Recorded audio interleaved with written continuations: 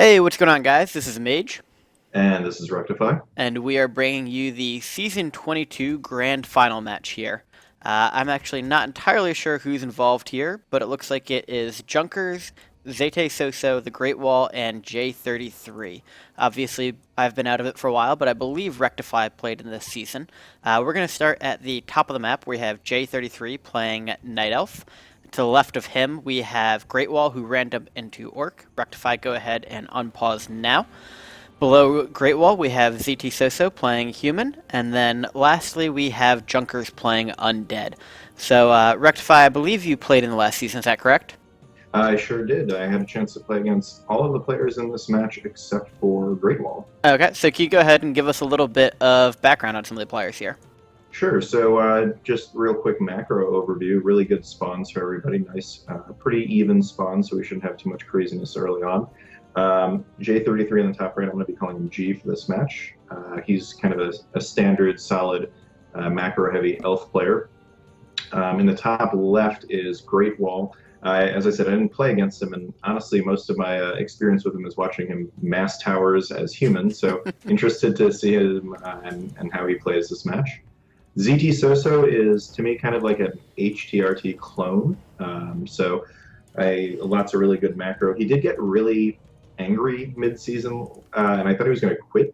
And I actually told him he should either calm down or quit because he was getting really mad at the length of games. So it'll be interesting to see how he does in a longer game like this. And then Junkerz is just a solid all-around random player. He beat me last season. He's beaten me this season. So excited to see him play this finals match.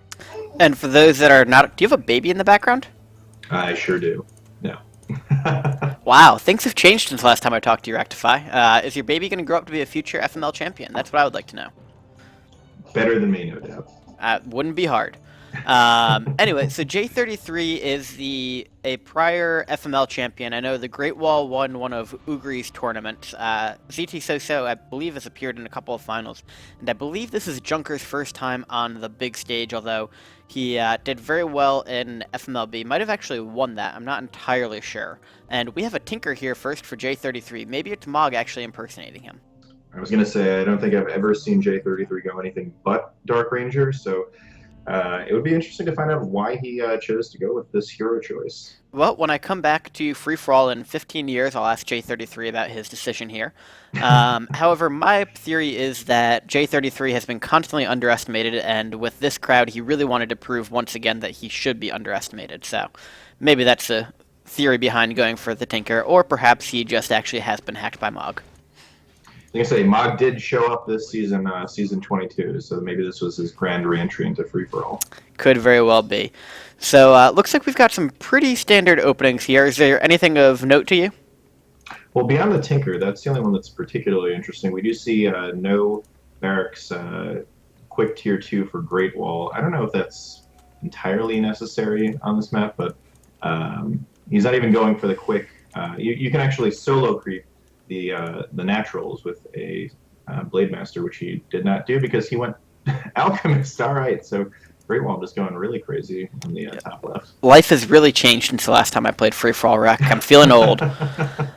So what are some of the benefits of going for no barracks versus the downside? I mean, obviously the downside here is if zTsoso did decide to rush GreatWall out, it would be very hard to prevent it, especially because he doesn't have any towers. What's the benefit to him? I mean, how much time is he really saving by skipping that barracks? So on other maps, I think it might be a little bit more worth it. On this map, though, you can fall behind really quickly on creeps because they aren't that difficult, to creep. And grunts are really underappreciated on a map like this. The only time I would actually advise skipping barracks is if you are going solo Blade Master, because, like I said, you can go critical strike first and really clear out one or even two natural expansions with just your hero. But we can see here endless battle between GreatWall and this Makura Deep Seer. Looks like he's going to be able to pull it off, though. Yeah, so that shouldn't be too much of a problem. Now, naturally in a game, we would allow Pink to go towards the 12 o'clock position, grab that expansion. Gray would be able to go down and grab kind of that 7 o'clock position, and then that would allow Dark Green to go above and Teal to go for the next two there. Do you see any upside to some of the players kind of denying the 2 expansions each here, or do you expect this to be pretty typical and peaceful for the opening part of the game? If I was the only one that I can see there really being a benefit to going on the offensive is Junkerz. So I think naturally the way that expanding is going to go down in this game, as well as kind of how you like to fight early on, who you want to eliminate early on. If I was an undead, I would want to get rid of the elf earlier on, and you're just already expanding towards him. So denying this second expansion would make sense to me. Okay, and I'm actually going to switch my vision a little bit just to see what's been scouted out. So if we look from Junker's point of view, he actually has not scouted any of the opponents yet. He may have gotten killed by zTsoso, but he doesn't know where the elf is or where GreatWall is on the map. If we switch over to Soso, we can see that he has scouted everything out, so he's aware of where his opponents are, but he is again. Oh, he does have one peasant going around doing a little bit of updated scouting. GreatWall is in the same position, does know where his opponents are, and is doing some scouting. And J33 has done the same, knows where everybody has spawned to begin with. So Junkerz here is a little bit of the outlier, and frequently here in free-for-all that scouting's so important, but usually that refers more towards the late game, especially in steady free-for-all games like these, where the players typically know how the early game is going to unfold. What's your opinion on that? Should Junkerz be a little more concerned about his scouting here, or is he probably okay? I think you should be a little bit more concerned about it. And the other reason for that is since he doesn't really know where any of the other players are, he might end up expanding towards someone that he shouldn't be. Now, we can see that he just happens to be safe as it is. The same thing could be said about J33. If he didn't scout and he ended up expanding towards GreatWall, he would have been setting up for a very early fight. But because J33 scouted so well, he knows that he should be going clockwise, not counterclockwise. Yep, that's about my thoughts on it as well. We can see J33 picked up the Panda as his second hero here. A pretty standard pick for Elf. I mean, it's almost given that you need to have a Panda in your repertoire. How does that mesh with a Tinker, do you think? So it's going to, I think the biggest advantage for him is going to be against Human. Against Human, you don't really have a very solid answer against tanks or breakers. When you combine both the Factory and Breath of Fire, you just shred tanks like nobody's business. You still have to worry about the breakers, but when you have 10 chimeras focusing on heroes, they're not too big of a deal. And we see that GreatWall also picked up a Panda as his second hero. The Alchemist Panda is not an uncommon hero combination, but it does mean he's going to be sacrificing either the Torn Chieftain or, more likely, the Shadow Hunter here. How important is that to Orc, and do you think he's making a mistake? I definitely think he's making a mistake here, and I don't know if he was showboating or if he just doesn't enjoy winning, or maybe he does win. I don't know. But especially on a map like this with the shops, you can really take advantage, specifically with Blade Master, but also with Torn Chieftain, really buffing him up, and just high mana Shadow Hunter. I mean, it's just such a great standard Orc hero map. It's kind of strange to see him out for something so outside the box. So we talked about kind of the hero competition here, and you keep mentioning that the shops come into play and how good they are for buffing the heroes. What types of items are you hoping to come away with on the map? I mean, what's the ideal takeaway for each of these players? I'd say definitely for Undead, you're just trying to buff the survivability of your heroes, as well as you definitely want that Khadgar's Pipe so you can spam your Coil Nova. For Elf and for Human, actually, both kind of slow-moving armies. So you want to pick up both the Django's Endurance and the Unholy Aura items. Typically for Orc, you want to get the Claws of Attack and the Mask of Agility and Strength for your Blade Master. You know, really buff up that DPS. But I don't actually know what direction you go in with the hero combination that GreatWall opted for. And you are correct, he did drop his Shadow Hunter, so he's picking up a Torn Chieftain third. Yep, I mean, he's clearly going for just the massive amounts of AoE damage you can do with the three heroes combined at the sacrifice of being able to nuke other heroes and instantly take them down. Can you think of a different army composition that he might be going for? I mean, we can see here that he's picking up a bunch of Kodos, I mean, going for high DPS, but would a Tauren army work better with this? Tauren Caster, or do you think that Wyvern will be okay as well, despite the fact that he's not going to be able to pin down some of the heroes the way you would be with the Shadow Hunter? Yeah, I mean the Wyvern army would actually be pretty effective if he goes something crazy like Shockwave and Breath of Fire, and that would only really be effective against tanks because you can again tear them apart with maybe two procs of each of the spells. But other than that, the hero combination really doesn't give you any advantage against other races, and he'll definitely be at the disadvantage in hero arenas, especially against both human and undead on this map. Yep, and we can see zTsoso about to hit level 5 on his Archmage here. He did pick up a Mountain King as a second hero. He's got quite a delayed, well, had quite a delayed tech due to the fact that he had so many expansions so early on. He's doing pretty well here on gold count. We've got 3,500 first 100, 50 food, third expansion going up as we speak. If we look at Junkerz, he is at 600, 400, 50 of 70, picked up that Dreadlord as a typical third hero choice, putting up his third expansion as well. J33 already has all three up and running. He's at 700, 900, 50 of 90. And then lastly, we've got GreatWall, who is at 800, 300, 49 of 60. So now that we've kind of seen how the early game is going to play out, pretty much all of the important creeps have been taken off the map. Who would you say has had the best start to the game, and who do you think's had the worst? In terms of best start to the game, I'm probably leaning towards J33, and the reason why I appreciate the level 5 Archmage that zTsoso has, but that's all he's got. Meanwhile, you can see that J33 has got level 4 Panda, which is just so clutch. Not sure what that Tinker is going to do, but getting him to level 4 is that much closer to his ultimate, which is really where he comes into play. I also, strangely, I'm kind of okay with what GreatWall is doing. He's got none of his heroes are level 4, but they're all decently leveled, and if he starts to pick off some of those small creep camps on the periphery, he can get up to maybe 443. I can't even find Junker's heroes. He's such a stealthy ninja. He is playing dark green, a little bit of a unfair advantage in general, but he is up harassing J33, forced J33 to TP up to him, but doesn't look like he's going to be doing any actual damage. It was more of a precautionary tale than anything else. Yeah, you can see that that actually Junker's done a pretty good job with creeping too.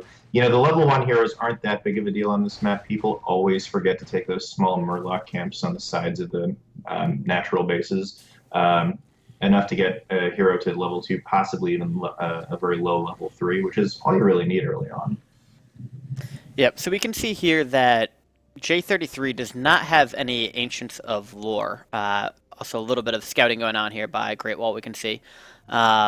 It's pretty commonly known that you should grab a bear for Roar. However, it's also pretty commonly known by people like Renault and myself that we don't have the micro to keep a bear alive, and it's just going to cost you more money than it's really worth. What's your opinion on how important that is? And in addition, should we be mixing Druids of the Talon into the army, and how important is that?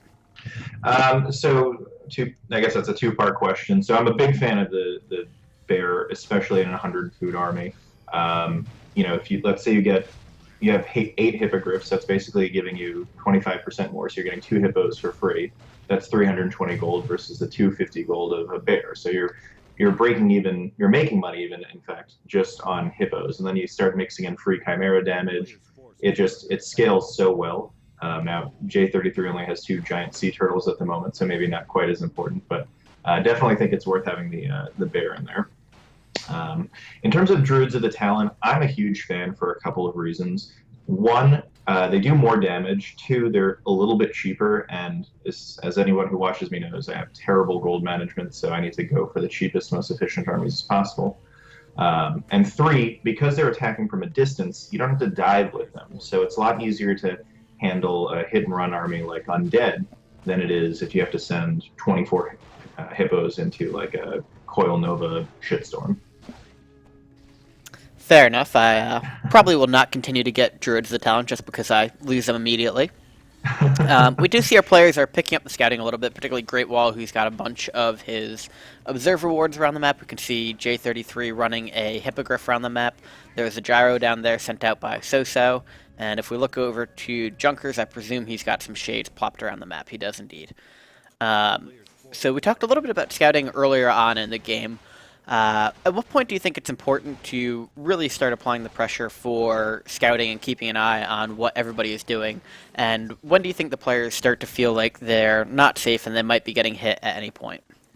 I think in a match like this, they should be uncomfortable right at the start. 10 minutes in is when I'm worried about someone going for a crazy purple rain rush, and then 15 minutes in, and we can see Junker's already applying the pressure. This is when I want to have at least one or two hippogriffs just kind of scouting out, making sure that nobody's pumping to 80.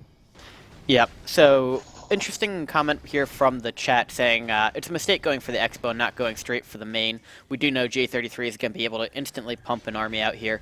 Do you think Junkerz is really just trying to gain some experience, or is this a takeout move? I think it's definitely he's just kind of posturing, hoping that he can both force J33 to pump, and he knows that early on he's going to have a slight advantage over J33. He's not going to have the items. He's not going to go 100 food either. And 80 food for Undead goes a lot further than 80 food for Night Elf. So when do you think that, at what point in a match would you say typically the roles reverse and Night Elf becomes stronger than Undead? Is it when you get that panned up to level 5? Is it before that or after it? I think it's both when you get up to level 5 and on this map, if you can get the 2 speed ore items and you can really start keeping up with the Undead's ability to maneuver, that's when the tide just completely shifts in your favor.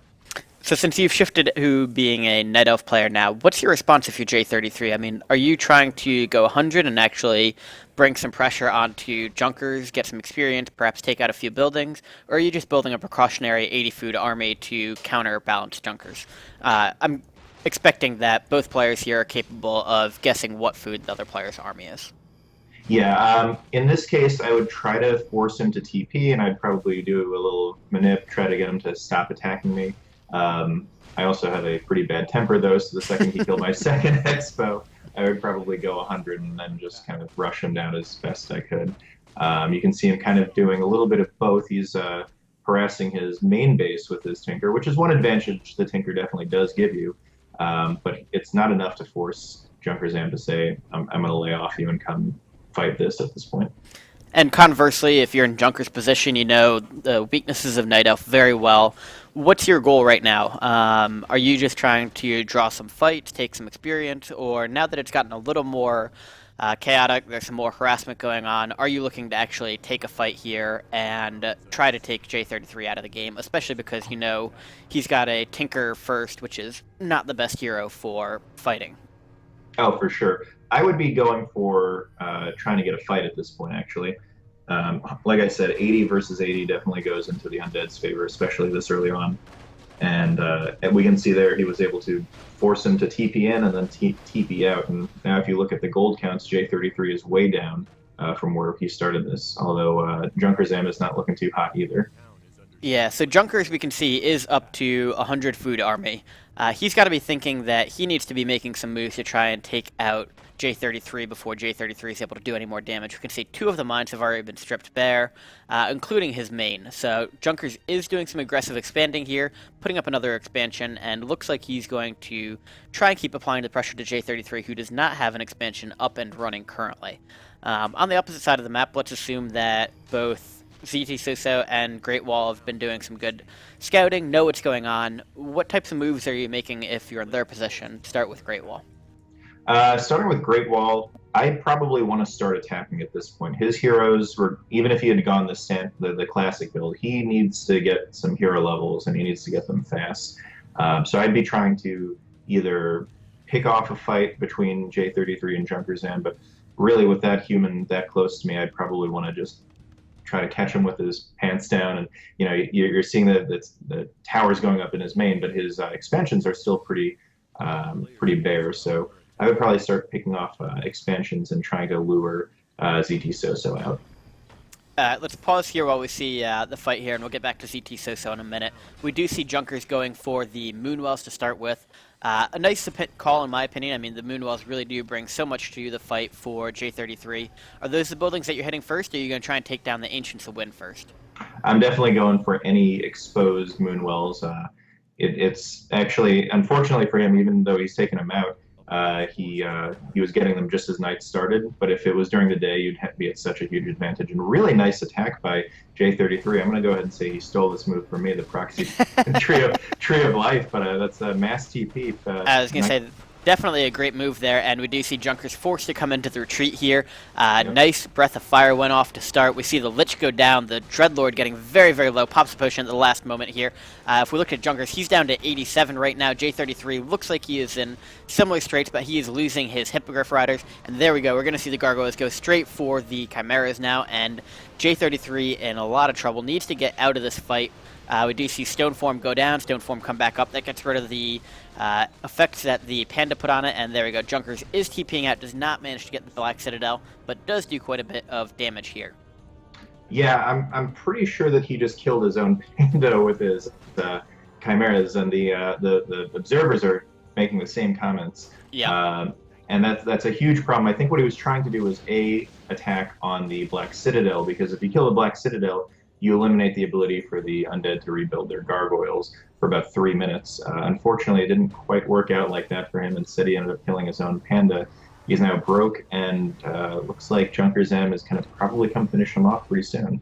Yeah, Junkerz is in a great position to go ahead and take out the rest of J33, but if we look at the other side of the map, we can see GreatWall going ahead and applying his pressure right now.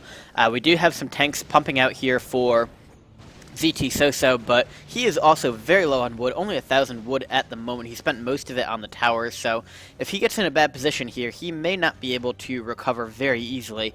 While he's got plenty of gold, the wood is a big problem for humans when they try to put up all these towers. However, the cannon towers doing some pretty good damage to the casters, and GreatWall forced to back up a little bit.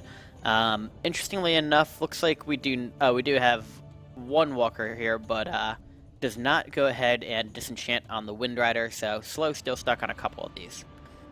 Yeah, kind of a strange, again, just very strange play by GreatWall. He's got the 2 Kodo Riders, not exactly sure what he's hoping to devour, and it doesn't look like he was even devouring in those fights. So, I don't know, maybe he was puffing the Magic Dragon before this game. Possibly, and he's also still only got level 1 armor on his Wind Riders, which with tanks out, you really kind of want to try and make it last as long as possible, I think. Oh, for sure. You know, the one thing I will say about weird hero combinations like this, especially in games like this, especially in just FML games in general, is that weird hero combinations do take a lot of the pressure off of you. People are less likely to team you if you go something crazy like Alchemist, Panda, TC, rather than going, the classic, Orc trio. Especially because people are just so afraid of Orc heroes on this map. So maybe that was factored into why he decided to go a little bit unconventional with his hero choice. It's certainly possible, although your theory of perhaps he just doesn't like to win is much more fun. So let's take a quick glance back over at Junkerz, who we can see is starting to get his gold count up pretty quickly because he does have these 4 expansions. On the flip side of that, J33, who had so much gold to begin this fight, down to his main and then putting up the last expansion. Junkerz not finishing him off, though, probably trying to just let it play out, hope that he doesn't get teamed early on. Do you think that's the right move, or should he be more invested in trying to take J33 out? You know what? I think he's doing a good job with Shade, so I think he's got a pretty good beat on the map, like kind of what's happening right now. I would, if I was in his shoes, I would let J33 build up just a little bit, maybe so he can get to 80 pop. And then that's when I'd finish him, because he's just one decent fight away from having that kind of, not dominating hero position, but being able to win fights with good micro. Right now he's got his level 4 Lich, so if he lets J33 get to 80 pop, maybe he can get that up to level 5. That level 3 Nova is just really crushing on pretty much any army composition that he's going to face this game. So you were a predominant human player for a long time. If an undead player takes out another player in the game and it goes to 3-way, you're in the middle of another fight, how worried are you about that undead player, even if they are a couple levels ahead of you? Maybe I'm alone in this. I just think undead is just such an awful race in terms of how it's designed, especially against human, that if I have even decent hero levels, like, say, 5, 4, 3, I'm pretty confident. I can just throw tanks at them to get to my mass TP and then abuse the hell out of them for the rest of the game. So if you're in Soso's shoes here, you see that J33 goes down. You're winning the fight against GreatWall. You're content to let Junkerz sit back and bank a little bit of gold, bank a little bit of wood in exchange for getting your heroes up, getting the other player out of the game, and then ideally being able to turn around and take out Junkerz after that. Oh, for sure. I mean, the other thing is that if zTsoso wins his fight first, just the nature of the free-for-all player is that they're going to be G will be mad at Junkerz for beating him, and then he's gonna team with him, and really, especially because whoever zTsoso ends up against, if he beats GreatWall, whether it's Elf or Undead, that's such an easy matchup for Mass TP. So he's got to be confident at this point. Okay, so we've had some good fights going on, and we can see Soso chasing down some of GreatWall's army here. Looks like we may have one more fight, but I'll put a question in your mind for you to think about. Who do you think is in the best position right now? And if you are entering the game as an observer, you know everything that's going on, whose position are you taking to try and bring home the gold? Oh, definitely zTsoso at this point. He's got the best gold count. He's playing against a player that isn't the type that's going to say a lot. So he's dominating him right now. I don't know if the GreatWall realizes that he's getting dominated, but he's getting dominated. He's at half gold count to his opponent, and it's a very slow, but it's a very steady feed that he's putting on. On the flip side, I wouldn't want to be even within a mile of J33's position. He's got his funky hero combination. He doesn't have the map control he needs. He doesn't have the hero levels he needs. He's not in a spot that he can win it without a lot of luck or a lot of teaming at this point. And what do you think about Junker's position right now? I mean, he did have that dominating early fight. He's building up on gold. He's got 4 expansions running. He's letting zTsoso and GreatWall fight it out. Do you think that he's in a position where he could really turn this around, or are the human hero levels going to get out of control soon, and he may need to help out with GreatWall? I think you're absolutely right on that.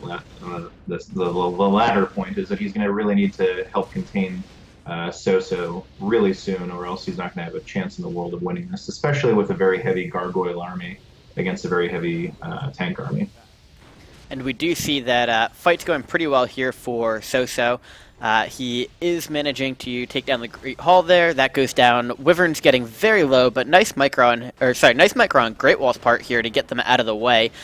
Does look like he is going to bring him right back into the tanks, unfortunately, and he'll have to TP away. Going to lose 3 of the Wyverns here as it goes out, it looks like, and they're going to go down should zTsoso discover they're still around. But looks like he's not going to in this case. Let's take a look over here at Junkerz. It looks like he's going to go ahead and press on, put in another attack here, which is not good news for J33 considering he's at 50 and has enough to build up to probably an 80 food army, and that is about it. 6-5-4 the levels. Dreadlord should hit 5 if he manages to take out the remainder of J33. So you've given your opinion on what you think should happen here for Soso if Junkerz takes out J33. Now, just knowing the players as you do you think GreatWall and zTsoso stop fighting and then start to at least scout or team Junkerz, or do you think they'll continue at it even if J33 is knocked out of the game? Well, I just glanced down at the length of this game, and I see that we're only about 10% in at the half hour. I noticed that too. I got to think that this is not going to be as cut and dry as it should be. At this point, zTsoso should be able to press his advantage and finish off GreatWall. And J33 is just so far out of it, it should be turn into a quick one-on-one between Junkerz and zTsoso. But what's probably going to happen is we're going to have a little bit more fighting and then a long period of peace.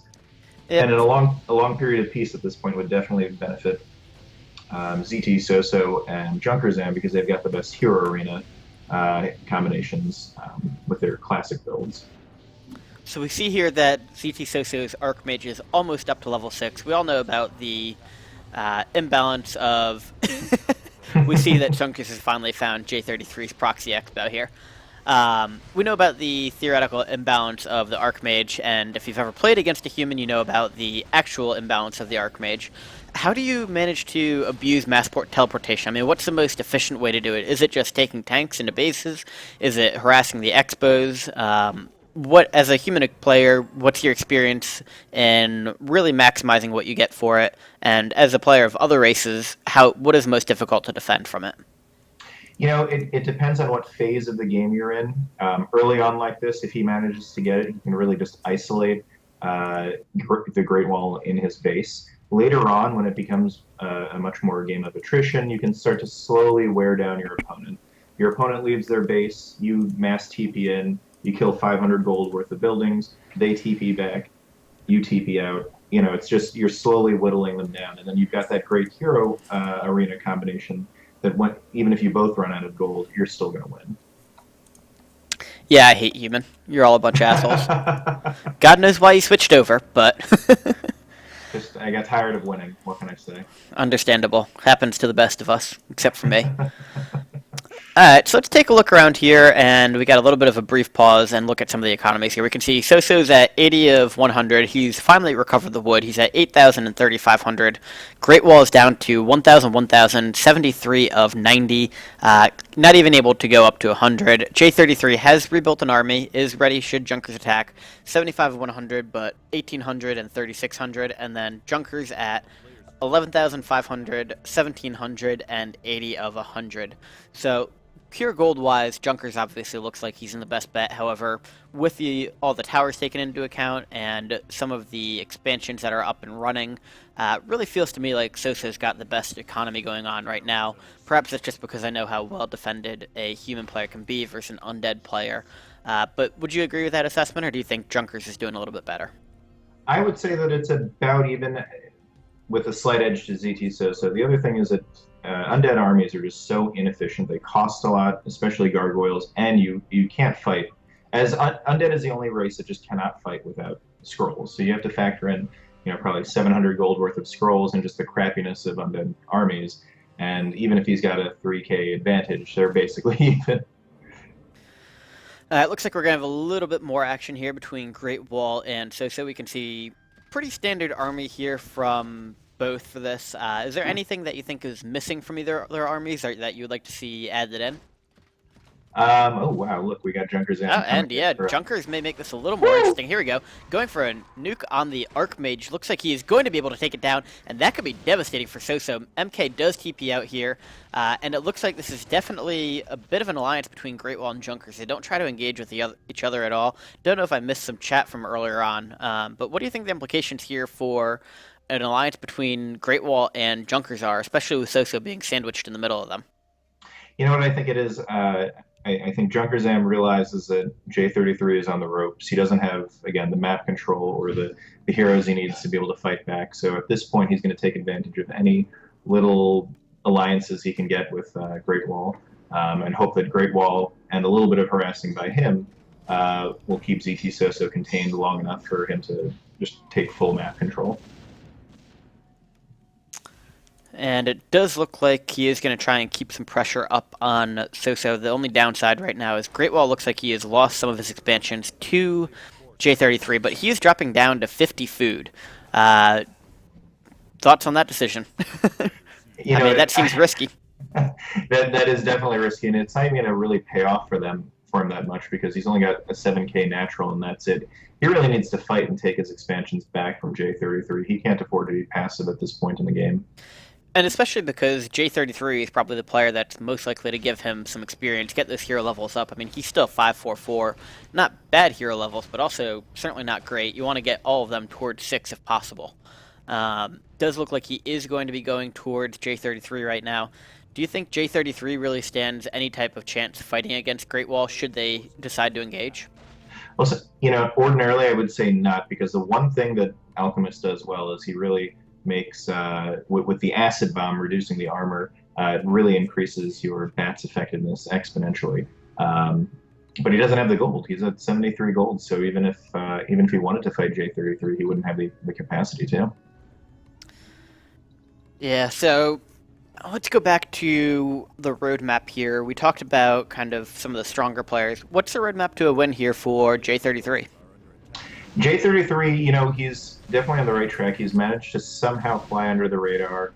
He's managed to avoid getting on Junkerz's bad side, although I see him now going back after Junkerz. He probably realizes that he can get away with it since zTsoso and Junkerz are now fighting. But if he can manage to secure his old expos and maybe even keep one of the ones that he stole from GreatWall, he'll be able to get just enough of a gold advantage over everybody else that he might be able to position himself for a late game steal.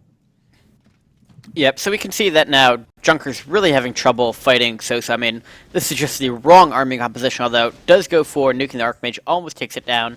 To me, this almost seems like an unwinnable fight with the current army compositions, but What should Junkerz be doing differently aside from just switching army? I mean, is he engaging with the army a little too much? Is focusing on the hero forcing TPs the best method here? Or is there something else he could be doing? I think what he's trying to do is get as much effectiveness out of his heavy gargoyle army as he can, recognizing that he's going to lose some, and he's probably fine with that because then he can continue to focus on his expansions. He's probably just trying, he recognizes he's not going to win any of these fights, but if he can break even and continue to build up his orc tri-hero, he probably feels like he's got it in the long term. His undead tri-hero? Yep. Okay, I was going to say, I think he said orc. I got really confused there if I was on the wrong person at the time. And so, okay, so GreatWall again killing off Tauren. Looks like he's really trying to make room for some more peons for another expansion, or perhaps he's just switching over here. What army composition should he be using if he's fighting, has to fight both zTsoso and worry about both Junkerz and J33? Well, it's kind of weird. I'm usually not a fan of mass spats because it's just kind of a cop out to I'm not going to be able to micro, so I'm just going to throw bats at your heavy air. But because he's got the Alchemist, I think his only real long-term chance of winning is if he becomes a pain in the butt, acid bombing and then batting heavy air until he gets a level 6 Alchemist and then just running around transmuting the crap out of everything. Honestly, I can't see any way that he's going to win this other than that. J33 doesn't need to give him back his expansion, and I don't think he's going to be able to fight him for it. So at this point, he needs to just play very, very long game. And if you're J33, is there any win here for you if you play a little more aggressive against Junkerz, knowing he's having to create armies to fight off the human player, and perhaps you're able to sneak an expansion like he did earlier, or perhaps he's even able to gank on a nicely timed TP back into base after the undead player's been weakened by the human army already? Yeah, it's actually J33 right now is in the best spot from a diplomacy standpoint. He could go after GreatWall and try to tome him at this point. He could continue to kind of pick and choose who he's going to help, going back and forth between Junkerz and zTsoso, hoping that they're going to knock each other out. Or he could just sit back and take advantage of the fact that he's got the most gold mines at this point. Knowing how he plays, I wouldn't be surprised if he just stays back and lets everybody else duke it out. But I would like to see him take a little bit more of an aggressive approach, especially because he's only got 2 heroes. So who do you think the correct person to attack right now is? Is it GreatWall? Just because he's orc, we know he's low. I mean, that's partially observer bias, but it's also the easiest for a night elf player to come into the base and take everything out with a mass chimera army. Yeah, I would like to see him take GreatWall out. If he scouts even a little bit, he should realize that GreatWall doesn't really have too much going on in his base. He will lose his army to a pumped bat army, but he'll probably be able to take out all 3 heroes. He'll be able to steal, there's about 2k in the top mine and then 5k in his natural. So he'll be able to steal a decent amount of gold, and no one's going to miss an orc. Killing an orc is something that people cheer. No one's going to say, oh, let's go save him. They're going to say, oh, thank God, no more bats. So we saw that if that's your position on J33, go ahead and play a little more aggressively. What about Soso here, who is playing hyper aggressively and, to my eyes at least, very well so far? I think he's just got to keep up what he's doing. I think he recognizes that Junkerz is the only one who, if left alone, could be in a position to fight him at this point. He actually started off against GreatWall in a very even position. He just was able to completely dominate him earlier, and now he's got much better hero levels, so I would expect the domination to continue. zTsoso also, there's just no way he's afraid of J33 at this point. It even looks like that might be a hermit crab in J33's base that zTsoso may have put there. So he's got his insurance if he needs to go and take him out. So something I just noticed here is that we do have the extra Halls of the Dead here for Junkerz. A very wise move on his part. It means that he's going to continue to be able to pump out gargoyles. Not as helpful in this instance, but would have been more helpful with J33 here. It seems like this was a very easy base for zTsoso to bring down. Do you have any critique on the undead base, and is it just the human dominance and how strong tanks are, or could Junkerz have done something to make this a little bit harder for zTsoso to take out? I would have liked, and I'm just biased to my favorite undead player, Magadansky. I would have liked to see him go a little bit more of a Magadansky build. First off, have a patrolling shade so that you can't sneak in. Secondly, he's got a bunch of Nerubian towers all the way in the back. I think because he was trying to protect against J33's Tinker harass, but a couple of Nerubian towers and one or two meat wagons. It doesn't sound very impressive, but can be very effective against tanks. And where his anti-tank stuff is, all the way in the back of his base, is way too far away from the action at this point. So how do you prevent that knight from going in? I mean, we saw several times that zTsoso just cast Invisible on a knight, sent it in. Obviously, a knight's not a critter. It's pretty hard to take out. How do you minimize damage? Is it you put some more Nerubian towers on the outside in addition to that patrolling shade, just essentially make it harder for the knight to get in and allow you more time to TP back and fight it? Or is there a better solution there? You know what? Honestly, that's the only solution. It's not a very good one either, and that's again why it goes back to why undead is so easily dominated by human. The human's going to take out a couple of buildings no matter what. Each battle you're going to probably be minus 500, minus 1,000 just from the start when you consider losing buildings. But where the undead can make it up is that the human has to TP out pretty quickly, and if you can get off one or even two full coil carrion novas, you can probably nuke a bunch of their squisher units and make up for that gold differential. Fair enough. We do see that the Halls of the Dead is being upgraded as we speak for Junkerz. He's in 85-100. Still has a good amount of gold, but what's your thought process here on why Junkerz is at 85 and not going up to 100 or dropping down to 80? So he's got one expansion, but it's not currently manned, and it only has 900. It only has 900 gold in it, so he's probably he doesn't know if he really wants to commit to 100 at this point, and I find myself getting stuck at this position a lot. It's kind of weird. Do I want to go fight for an expansion and try to get my gold back up, or do I want to stay at 100 and just kind of flex my muscle? And the other thing is, especially for undead, he doesn't know, do I go anti-ground to deal with the human or anti-air to deal with J33? Yeah, that's a fair point, and I actually had not noticed that Junkerz is no longer mining. That does make more sense. Just looking up here, GreatWall actually having some nice fights against Soso.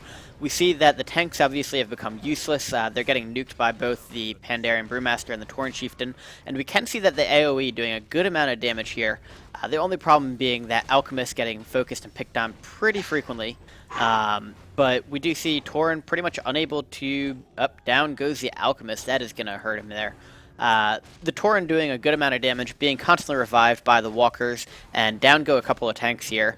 Are you getting worried if you're in Soso's position? I mean, he's being hit by both Junkerz and GreatWall, and while he's doing well in each of the fights, I can't imagine that that's going to last forever.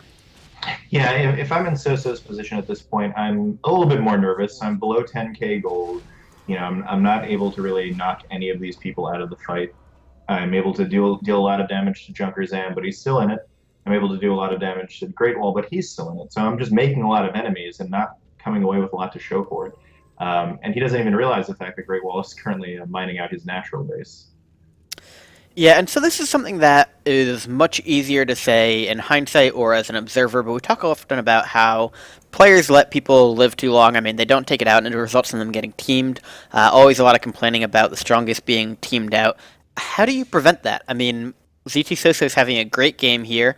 He's doing well against two different players, but he very well could be in trouble of losing this game solely due to the fact that the two players he is fighting have been left alive, and when you combine 200 food against 100 food, it's hard to let that go and hard to keep yourself alive, and you'll lose gold very quickly. So for some of our players who are perhaps less experienced, or even players like myself who have played a lot but just never got good at that, how do you know when it's time to completely take somebody out and dedicate your forces to fighting just that one person? So for me, I think I would try to avoid even getting into the position he's gotten into, which is fighting two people at once. He was fighting GreatWall, then he kind of laid off, but they never really established peace, so it's been very on and off. I would just try to talk my way out of it. I'd say, hey, you know what, I see you've got my natural base, how about we stop fighting and I won't touch it. GreatWall seems like the kind of guy that, I actually, like I said, I've never played against him, but I would hope that might appease him, a little European appeasement, get him to stop attacking me. And then just focus solely on Junkerz and taking him out. Because I still maintain that zTsoso's biggest threat late game would be really high level undead heroes. So flipping the script over here a little bit, we see Junkerz and J33 fighting it out. J33, the one to press on the offensive here, and just looking at it, I mean, Junkerz still at 96, J33 down to 46. He got absolutely crushed in that fight. Was that worth it to him, and what was he hoping to achieve there? He is up to 5-5 on his heroes, but how much longer can he just throw armies into fight, lose, and gain a little bit of experience? You really can't afford to at this point. And it's really kind of starting to show why going two heroes is just so bad in free for all. Everybody underappreciates the Keeper of the Grove. They think all he's got is that crummy Entangle, and Entangle is one of the worst stuns that you can get because you can still cast during it. But the Thorn Zora really is super effective against Undead, at least early on, because Undead doesn't have the Vampiric Aura to counterbalance the Thorn Zora, and so your air is just that much more effective against Gargoyles, which already kind of suck, but they suck that much more when 30% of their damage is being returned to them. Agreed, and I mean the Keeper's ultimate is one of the best ultimates in the game, in my opinion. You prevent yourself from having to burn through Moonwells. You're able to get it off every 60 seconds. It's great during fights. I mean, the Keeper of the Grove really is an underrated hero, in my opinion. We are going to see another fight here between GreatWall and zTsoso, just for the viewer's reference. I can read what you're saying, Elmaster, and while I'm not going to interrupt the middle of a fight to talk about it, happy to answer questions and happy to ask Rectify any questions you may have as well. So we do see here GreatWall putting on a little bit of pressure. Shouldn't have anything die here, though it looks like the Walker may be in danger of doing so. One does go down. What is GreatWall risking by attacking here? It seems unlikely he's really going to be able to take anything but maybe a few towers and a few farms down in the meantime. I'm not entirely sure what he's hoping to get. He's definitely not going to get any hero kills, and tanks just don't give enough experience to be worth risking 2,000 gold worth of heroes for. So the one thing I will say, though, is that zTsoso went a very classic Death Star build of his base, which is super weak against both the heavy AoE of GreatWall as well as the Death and Decay that Junkerz will eventually be getting.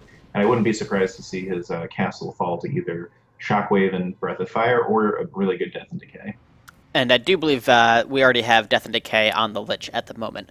So we've got a quick question, actually, from somebody while we watch this fight go on. They're asking about the possibility of Warden Panda Keeper. What are your thoughts on that match? I mean, I know we occasionally see Warden, but it's not typically seen in traditional free-for-all games, partially because of how squishy it is, and partially because of what you have to give up. And GreatWall, please move those Wind Riders out of the way. Thank you very much. I do like the Warden. The only problem is that it's almost like instead of having two really dominant skills, she's got three okay skills. Fan of Knives, in theory, is good, but I think it's capped at 5 or 6 units in terms of what it can hit, and so it's really not that dominant. The Shadow Strike, it's an okay nuke, but it's kind of redundant with Entangling Roots, and it doesn't do enough damage to be a nuke in the truest sense of the term. And Blink is really effective, especially late game at harassing, but if you're going to go a harassing hero, you might as well go Tinker. So she doesn't do anything super well to be, in my eyes, worth it. But what I would say is I think she's more interesting with something like a Priestess of the Moon Third, because then you have a very offensive, pushing-oriented hero combination. And Shadow Strike can serve both as a nuke and kind of a slowing effect, rather than being redundant with Entangling. Yep, and as somebody pointed out, it doesn't hit mechanical units, so it's really no good against your tanks, which are usually the biggest problem that you get as a Night Elf. But it does look like we have a little bit of a lull in the game, so if you don't mind, why don't you walk us through the most common Night Elf combinations for heroes and kind of what they bring to the table and some of the drawbacks? Sure. Well, in terms of my favorite and what I've been using for about 1.5 years now is Dark Ranger first. I think just so effective in terms of creeping. And Silence is just something that, even though it's actually pretty easily countered by all races, your average free-for-all player doesn't have either the micro or just knowledge of dispelling it quickly, and so it just completely destroys hero synergies. Panda second, I think, is just universal for all. Night Elf combination, so that's just kind of a given. It really supports your air armies, gives you a harass ability, and Storm, Earth, and Fire is one of the only things that's going to allow you to survive tanks and breakers against human. And then third hero is almost always going to be Keeper of the Grove. Just such a great utility hero. I mean, we already talked about it. Entangling Roots doesn't silence a hero, but it is a great incapacitator. Thorn's Aura is fantastic against in the mirror and against against gargoyles and Tranquility. You said it. I mean, 60-second cooldown on an ultimate is insane. In terms of other combinations, smaller maps, and I used it to a very poor effect, but I used it in my last round. Demon Hunter First can be really effective on small maps. The reason I say on small maps is because Metamorphosis in theory is great, but it's really easy to play around. You know, you attack someone and you force them to use a defensive Metamorphosis. They won't be able to push on your base. You just TP away. It's got such a long cooldown, you'll never end up facing it. So what about Priestess of the Moon? I mean, that used to be such a common hero in free-for-all. I think the metagame has changed within the past 5 years, but it was frequently paired up with the Keeper of the Grove. True Shot Aura is amazing. The Owl Scout is essentially a permanent Mac hack when you get to level 3, and if you use the ultimate correctly, it can do a ton of damage. Why do you think it's been phased out, and is there still a place for it in free-for-all? I think there is definitely still a place for it in free-for-all. You know, one of the big combinations about a year ago was Panda first, and then Priestess and Keeper interchangeably second and third. And I'm surprised that I actually haven't seen that in a while. It's good on a small map because you really just need to worry about leveling your Panda on a small map. And the Keeper, in tandem with the Priestess, they scale so well. You know, you get the higher level Entangling Roots to slow someone down, and then you get the higher level True Shot Aura to just really be able to punish them with your Chimeras. And by the way, it also really helps with your Druids of the Talon too. You get that extra, probably about 15 damage on your magic attack range. Yep. And we do see here, in the meantime, while we've been talking about Night Elves, we've had an undead player get completely demolished. TP out here by Soso. Junkerz actually put up a pretty good fight, did well in the actual combat, but really took a beating here. You can see he's capped at 70 now. I presume he's got some workers around somewhere. Yep, he had one hidden over on the middle right, it looked like. Gotcha. So he will be able to rebuild, but again, we're seeing the perils of playing as an undead player against human, mass TP coming in and just destroying stuff. But let's go back and touch on Night Elf for one more moment, because there's one hero I actually really like playing with on Night Elf. The problem is you have to sacrifice something else for it. But how do you feel the Alchemist meshes with the rest of the Night Elf army and Night Elf hero options? So Alchemist I'm actually a big fan of, and I would actually like to do something kind of like what the GreatWall did, which is Alchemist first, Panda second, and probably Keeper third, just because you need some ability to slow your opponent down. But Alchemist can be very effective. You know, Thorn's Aura plus the Acid Bomb gives you a lot of damage potential in air-on-air battles. Transmute really shuts down the ability to be hit and run on. And you even get somewhat of an ability to fight hero battles when you have a high-level Alchemist who's running around attacking like 150 DPS with that level 3. What the hell is it called? Enrage or whatever it's called. Mm-hmm. And plus, Alchemist is just fun. But the tricky part with him is he's such nuke bait. I think he only gets half a agility point per level. So by the time he hits level 10, he's only got 3 armor base. So if you're not on a map like this where you can increase agility or base armor, he's nuke bait pretty much at any level. Yeah, he does have incredible DPS, but he is certainly hard to keep alive. And in general, you're not really looking for a ton of DPS heroes as a Night Elf player. You're definitely looking more towards finding some AoE that can help out, because you do rely so much on your basic Chippo army. So we'll go to your former race next after we watch this fight. It does look like Soso is going to be able to pull that Archmage out of the way here, and we do see the Death Knight is getting low. Has slow on it. Going to be forced to back up a little bit here. We see that there is only one TP and it belongs to the Dreadlord for Junker's army right now. Needs to make sure he keeps using those destroyers effectively, taking slow off of his gargoyles. Otherwise, they really do become sitting bait for the tanks. zTsoso looks like he may be thinking about trying to push more towards Junkerz. If you're in zTsoso's shoes, are you willing to go in and try to actually end this fight, or are you a little nervous about the fact that Junkerz has been putting up a good fight when it just comes to army v army, and you're going to cost a lot to get taken out here? Nice job using Divine Shield on the Paladin, by the way. Just gets it out of the Inferno in the nick of time. Yeah, if I'm zTsoso, the one thing I'm really nervous about with these fights is that Junkerz is recognizing exactly what he needs to do. Pop the Divine Shield early on the Paladin, and then just kite back and wait for that moment to really try to nuke the Paladin down. That's really the only way you're going to be able to beat Human in the situation that Junkerz is in. Okay, so let's switch over to Human, and actually, I think in the meantime, we're going to switch it to 2x speed if that works for you, Rectify. Sure. Alright, so I'm going to do 3, 2, 1, go on go. Pause it up, speed it up.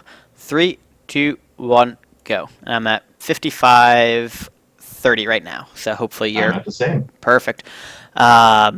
So the reason we're doing this is just because free-for-all games do tend to drag. We're going to see a bunch of hit and run going on, but we do have most of the mines either mined out or close to being mined out, which means that unfortunately we may be entering the sitting phase of our game. We see GreatWall going for one of the trees of life over here, probably just trying to gain a little bit of experience from taking it down and then taking the wisp down after. But let's go to Human, and why don't you walk us through the most common hero compositions for Human, and then perhaps some of the ways that can be innovated as well. Yeah, absolutely. So the obviously the most popular first hero choice for Human is going to be your Archmage, and that's really based around this concept that you want to do a lot of hitting and running, like what zTsoso is doing, and that's pretty much all the meta is right now. I, for a very long time, went Mountain King first because I really prefer to be a more offensive player, less hit and run. So that's also an option. In terms of innovation, my favorite kind of funky hero combination, actually Persuade came up with, it's Blood Mage first, Panda second, Paladin third. But I'll talk about that one in a bit. So, you can either go Mountain King first or Archmage first. Those are really your only options. An old school player named Mr. Sparkle did always try to go Paladin first, but that never really worked too well, unfortunately. Sorry, Mr. Sparkle, if you're listening. In terms of second hero, depending on what you want, if you want Mountain King first, you can go Panda second for kind of a very heavy offensive build. If you want Archmage first, though, you're probably going to be going for Mountain King second. And then, that funky build that I talked about, going Blood Mage first, Panda second. What it really does is it allows you to just have, between Flame Strike and Breath of Fire, your opponent has no chance of building a ground army against you. And so that really forces them into the air against tanks, which is never a battle that anyone wants to fight. Let's see, other combinations. I play on ladder every now and then. I'll try to go Dark Ranger first and steal a opposing race, but that's really not that effective of a build.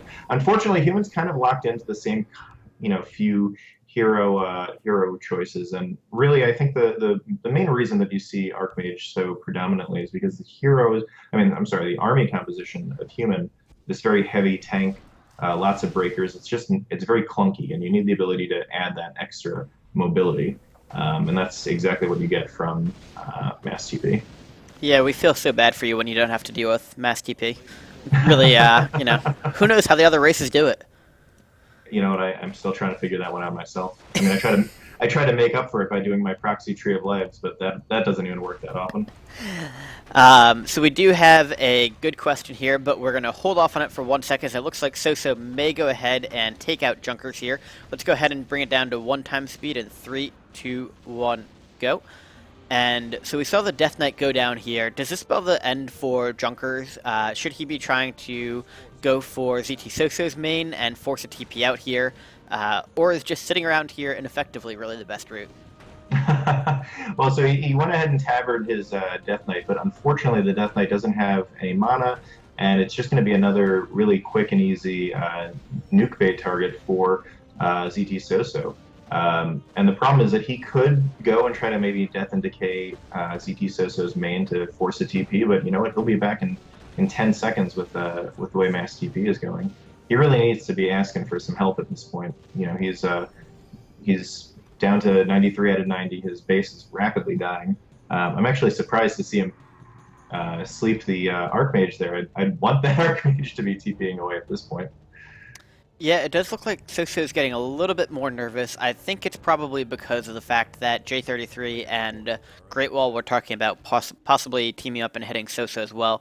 Doesn't want to have to deal with a 3v1, so that may be why he's kind of shying off a little bit now, letting them scout the base, see that Junkerz is still alive, and more importantly, Junkerz still has almost 100 food army, even if the Ziggurats are dead, and they could see him pump food again, should the Ziggurats come back into play, depending on how late the scout is.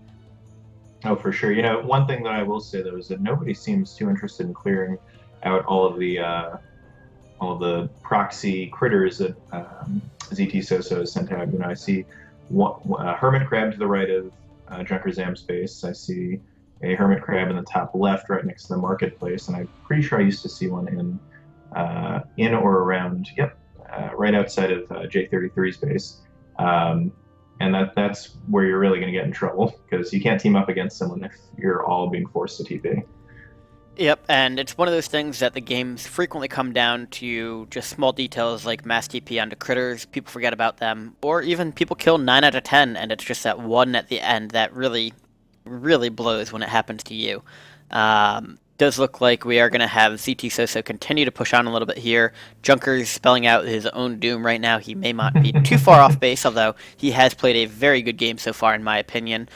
Just having to deal with the imbalance of tanks and mass TP. Speaking as a Night Elf player, I'm sure I'm completely unbiased. Yeah, I mean, it's unfortunate because he's done everything he can do, Junkerzam that is, but at this point, especially against a level 5 Paladin, you know, you're not going to be able to nuke the Archmage at this point, so you basically just have to wait out Divine Shield, and then he's got his Potion of Invulnerability, so that basically gives you an 8-second window or thereabouts to try to nuke the Paladin out of the game. And then, you know what? He staffs him out, wash, rinse, repeat. He'll be back in another 30 seconds. Yeah, and zTsoso actually doing a really nice job here of kind of incremental TPs into the base. We saw that he got on one side of Junker's army by TPing there, and then sent another knight, TP'd onto the other side of it, and really keeping Junkerz forced to be on his toes, separating him from his base, preventing him from going in there to fight this.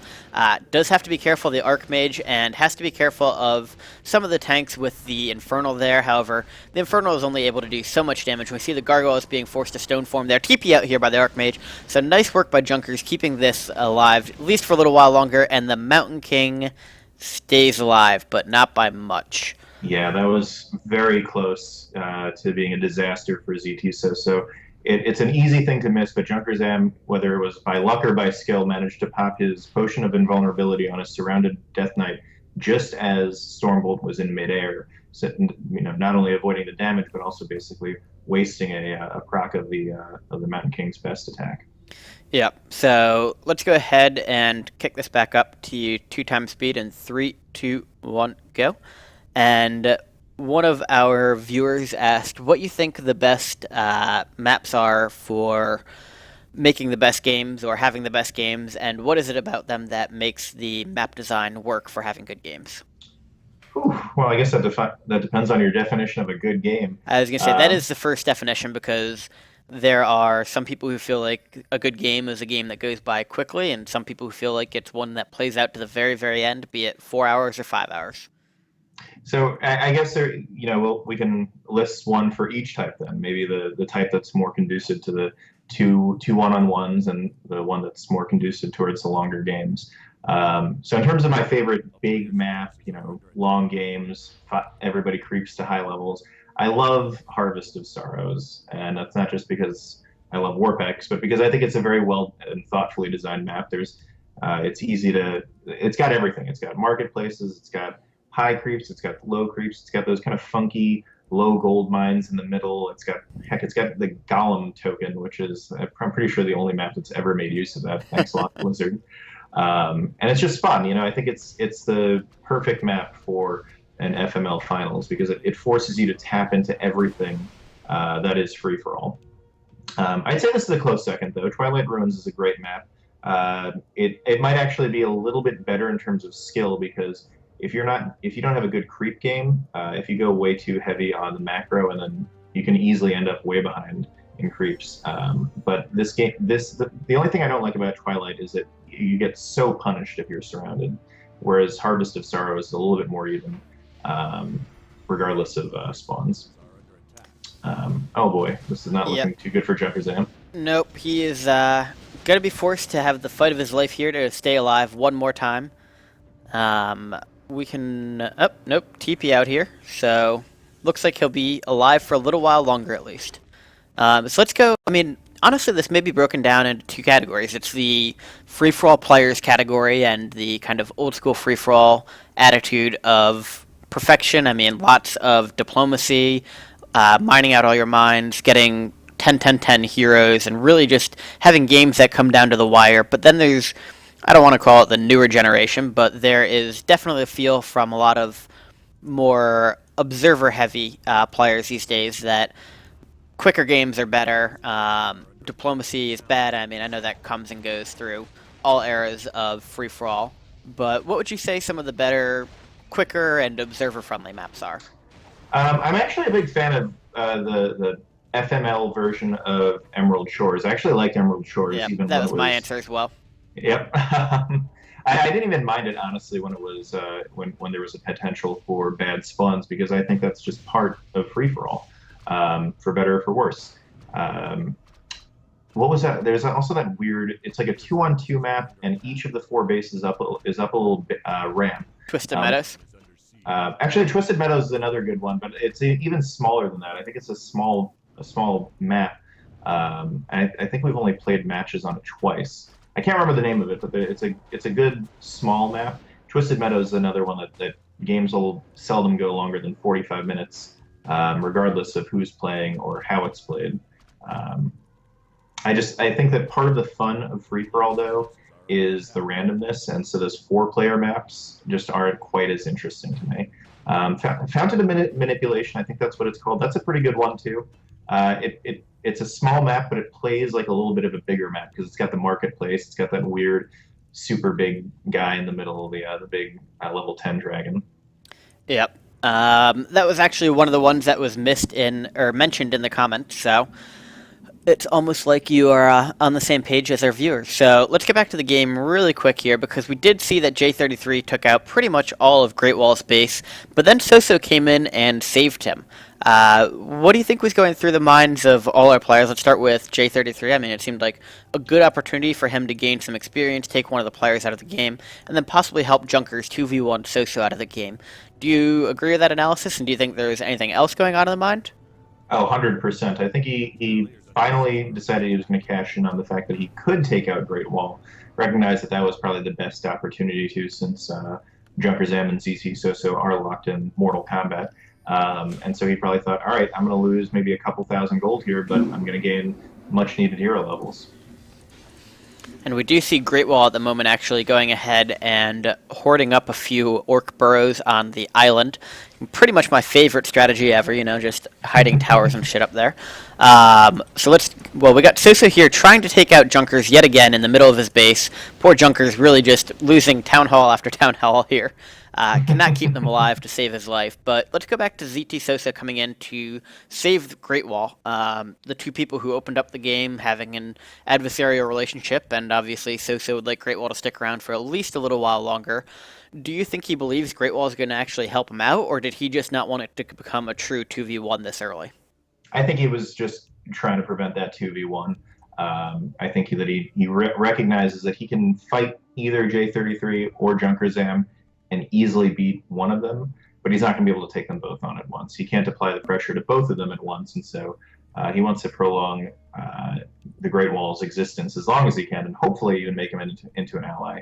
But I don't think, based on the fact that he's holding up on that little island up there, that the GreatWall is going to do anything other than just kind of sit back and hopefully avoid getting attacked by anyone at this point. And yet another necropolis canceled as it was going up. zTsoso going in here. He looks like he's going for the full takeout on Junkerz. Is there any reason that he should let him live, or is getting Junkerz out of the game as quickly as possible the best move for zTsoso's interest right now? I think it's definitely the best move for him at this point because if it's just him versus GreatWall and J33, well, it's going to be the easiest win ever. He cannot fight uh, J33 and Junkerz, and that's going to be a very difficult fight for him. And here we go. We do see that J33 doing some coordination with Junkerz, trying to take some hits onto zTsoso's base. We do see here that GreatWall is continuing to kind of just sit around. What do you think the reasoning for his not trying to 3v1 zTsoso out is? I mean, I know GreatWall is a good player. He's got to realize that zTsoso's in a huge position of dominance right now. Is he just hoping that all three of them will take each other out and get down to 0 food and he'll eventually be able to steamroll with 3 heroes? That's all I can assume at this point. Other than that, there's really no hope for him coming back in this. I'm actually the one thing that really surprised me is that it took a long time just now for J33 to drop the pocket factor in. Really, that's all his Alchemist is bringing to the table, but it is a lot. He needs to make sure that he's spamming that as much as possible against these tanks. So we've talked a little bit about diplomacy and teaming, taking out the human, and a lot of the times the 2v1 being the only possible way to do so. If you are in the Night Elf shoes or the Undead shoes, how do you properly pull that off? I mean, how do you make sure you're not just going in one after the other? Because, as we can see here, zTsoso is perfectly capable of fighting one after the other without losing much of his army, and it really does need to be a 2v1 for the opponents to have any type of shot. For sure. I'm a little bit less subtle than other players. I would just say, if I was in Junkerzam's shoes, for example, I'd say, follow my army with the Scout Owl and come with me. I'll go from the bottom, you go from the right, we'll meet in the center. Because other than that, if you're too subtle, then you end up with just this really crappy teaming, which is basically what they're doing right now. One after the other, getting beaten back, and really not making that much of a dent in zTsoso's heavily fortified base. And so, I mean, now we're almost touching upon the moral dilemma of free-for-all, but do you ever feel bad doing that type of 2v1 very coordinated teaming, or do you just kind of view that as part of the game? It's typically done against me. The only time because you have to be a severe advantage for people to even be willing to do it because of that moral dilemma. And so the only player that I ever really get to do it against because he's that much better than me is Magadansky. But it's typically done against me, so I hope people feel bad doing it, but I don't think that they do. Yeah, I never did, so. Just to let you know. Well, now I just feel sad. Yeah, I never liked you anyway. So another question here from Talaxu. I always forget how to pronounce his name, or perhaps I've just never known how to pronounce his name. Who do you think some of the up-and-coming free-for-all players are? And this is one that I really can't even touch upon because I'm so far out of tune with it, but I came back and found that there are a handful of players who I had no idea who they were that were doing incredibly well in FML when I was paying attention in Season 22. I imagine that we've got some new recruits in Season 23 as well. We sure do, and I'm actually going to put the roster of this season up in my second monitor so I can take a quick look at it because I kind of have to cheat. Well, the first name that jumps out to me is Joud, the Russian undead player who I thought was I just assumed he was a bad player when I picked him in my first match last season, and he ended up beating me very easily. I guess he's a very good solo player, but he's also managed to pick up on the nuances of manipulation pretty well. So I think he went 3-0 last season, and then there was like some situation with him playing with his buddy who was also Russian, so they were probably hacking and pre-teaming. I'm kidding. I love Russians; they're wonderful people.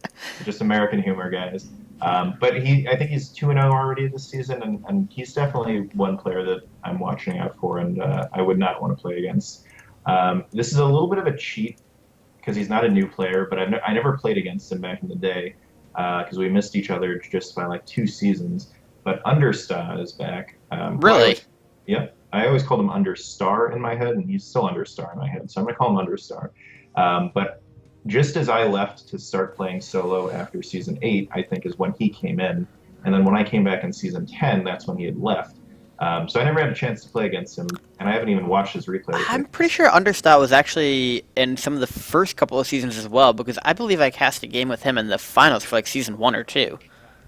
I think you're right, and I didn't start playing free-for-all Masters League until Season 4 or 5. I I was so bad early on I couldn't qualify. So yeah, I missed him, and I just never got to play in the same season as him. So I'm both excited to see him come back and hoping I get a matchup against him because he's one of those OG players that it's just exciting to see just for nostalgia's sake. Um, let's see. I want to give one more actual new player though. I have to look. I have to cheat and look at the list though. Um, You hear that? None of you are cool enough for Wrecktify to remember your names. you know what? Feel bad. It's totally true. Let's see. So I haven't. I only watched one of his games, but Reinforcement has been getting a lot of buzz. He's got a first and a second place finish. Um, I'm playing against this Gias guy this season. He's German, so he must know how to play war games, and he's got a first and a second as well. I know it's really cool because it's like half new players, half old school players this season. So every game is vastly different from kind of what we're used to because the problem with free for all is it's so much damn inbreeding that all of the games did get a little routine for a couple of seasons there.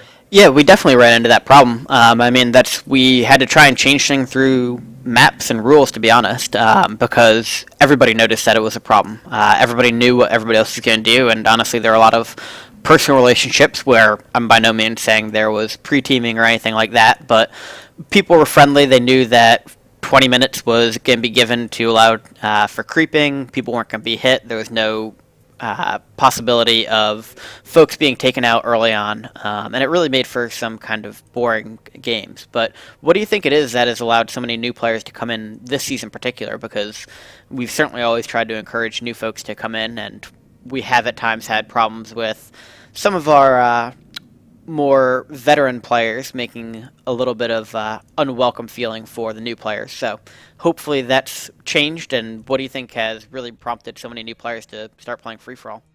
Well, I feel weird praising people because I usually spend most of my games insulting people, but I'm a generally speaking nice guy. Ponty and Ugrelian, I don't think I've ever said his name out loud before. So sorry. Whatever I said. We'll call him French guy. French. There you go.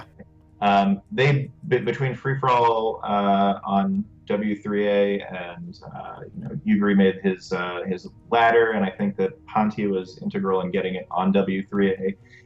What they did is they really resurrected just the entire concept of ladder, and they really tapped in. It's very weird saying this, but I'm glad that we have managed to tap into the European and really the Russian communities. Because even though we make a lot of fun of Russians and hackers, we have some really good players from Eastern Europe and Russia playing this season, and it's really diversified the player field for the better. So I think definitely that for sure. And then Twitch, between what we're doing right now and all of the players, really advertising the play style, it's just made a lot of players more interested both in the community, watching the games, and I think we've probably gotten some players from just the replays and the community on a whole. That's fair enough, and all are good things for getting new blood in. It really does seem like Warcraft is kind of having a resurgence, which is great to see since both of us are more veteran players who have been around since Reign of Chaos, or at least I presume you have been as well. But yeah, and this, going back to veteran players, we've got a question from the chat here. This is always a little bit of a tough one to answer and a little bit controversial, but who do you think the best free-for-all player of all time is? And I'm going to preface this by giving you two different definitions. The first is, on any given match for somebody in their prime, who would you least like to face in a free-for-all match because you think they're just playing better than you? And then the second definition I'll give you is, who do you think the best player is just based on long time standing and consistent results? I think that one's going to be a little easier for you to answer. Geez, that's tough. Okay, so long time, definitely Magadansky. That's easy. It was actually tough for me to decide if I wanted to play this season, and that's why I ended up waiting until the very last day because I saw Magadansky wasn't playing. And it's not an ego thing. It's just that he's the only player that I really enjoy playing against because every game, you got that weird surge of adrenaline because he's so damn good. And it's so much fun to piss him off too. It's just it's a blast to play against Magadansky. Even when I lose, he's one of the only players that when I lose, it's whatever, I lost to Maga, who cares? Um, and then when you beat him, it's like, oh, I beat Mega. Awesome. In terms of one game, I hope he doesn't hear this because it'll really annoy me. But lightweight, when lightweight isn't like a fucking psychopath, he's to me the best player. You know, he's got great macro, he's got great micro, he makes great decisions when he's not, off his meds. He can. I just don't want to be anywhere near him. Um, he's that one player that if I see him in the match with him that week, I'm like, oh, this does not look so good. Yeah, and I mean, God knows what he's going to do in any given match as well, so there's always that factor. Exactly. I'll go ahead and weigh in here a little bit, and because you said Magadansky, I'll say the other name that always goes to Magadansky, which is your own. No getting inflated egos, and no saying I ever said anything nice about you, but you two have always been hand in hand. Maga probably takes the cake a little bit above you just because of his overall winning percentage, but you've also have the distinction of winning FML with two different races. Probably the only person to do that, to my knowledge. One of the few people to win multiple FML titles, and always somebody who is consistently showing great results. You touched upon most of it for Maga, but the fact that he plays what's widely considered, and probably a fact at this point, the weakest race in free-for-all, and has put up such great results, is really a testament to how incredibly smart he is. I mean, he's a great solo player. He has great micro to begin with. I think it's kind of slipped in the years, and you'll probably agree with this, but he also used to have some of the best micro in the game. I mean, he may not have been quite up to Yane's level, but it was not far off either. His 100 food control was just out of this world. Oh, absolutely. And really that's the key to playing undead is, there are a lot of great undead players, DV for example, who just dominate at 80 food. But when you get up to 100 food, they just shut down and they can't control their army to the level that a Maga or a Yane can. And that's why they can get to the high hero levels, but then when they get to those like 100 food A click army attacks, that's where they just get completely dominated. And it's because controlling 100 food of undead is probably the hardest thing in all of free for all. And if you can do it well, you're going to dominate your opponents. But if you can't, you're going to end up losing probably 4,000 gold worth of army composition and just be way behind. Yep, and I'm going to throw out a few names before I get to the person who, in my mind, has the most raw potential to be the best free-for-all player on any given match day. But before we get there, I mean, a couple of names that come to mind are HDRT. Piz has been just such a phenomenal force in free-for-all, and again, the whole off-his-rocker thing at times does come into play, like lightweight, but he is just so incredibly skillful with the human army and really brings a lot of innovation to the table too. Uses different armies incredibly effectively, and any given day, I think he's got the ability to take out any player out there. He's brought home a title. He's had some pretty much perfect seasons, and I know on the ladder he had some ridiculous stats. I mean, something like 50-0 in free for all, which is just impressive by itself for anybody. Another name that comes to mind when he was really taking it seriously is Persuade. Great player with all the races. Never really had the mentality in my mind for free-for-all. Didn't like teaming. Wasn't willing to go all the way for taking home the win and would rather have fun. But really just such a skill with all four races and had some interesting combinations. Could go to toe-to-toe with the best of them at any given time. Yane comes to mind. I mean, really, there's a solo player who converted perfectly, had great armies, used dual races, and really, when he came back, didn't seem to be much worse for wear than when he was in his prime. But to me, the one player who I think just the most pure talent at a Warcraft 3 into free-for-all level, never really stuck around long enough to use it, but Yaws. He played the strongest race in free-for-all. He had perfect control at 100 food as well as 50 food, and I mean, some of the games where he was just going around taking out everybody at once, not even trying to do anything but get the 3v1 against him, and not even struggling then. It really is just something amazing to see one of the best solo players in Europe take it to free-for-all and understand. I mean, we've had Rich and Chehi and Juan play free-for-all, and they never really got it. I mean, it was always the 50 food armies, they'd be great.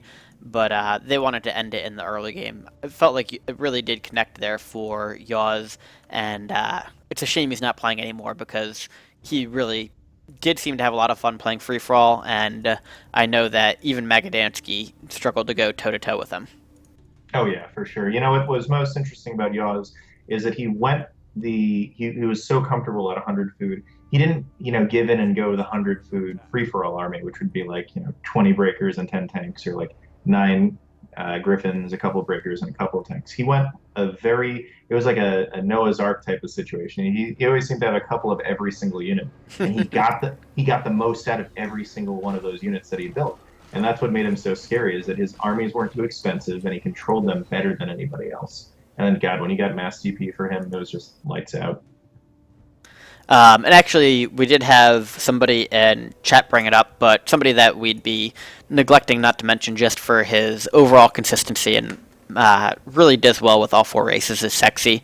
Not sure what happened to him, and he never managed to bring home the big title, but he was consistently a force in all of his games, and another player who really could play very well with all four races. So I'm just not going to call him that because that's such a. I've always thought that was like the weirdest name to go with, so I'm going to call him that guy. But yes, he's very good. He was always never quite at that.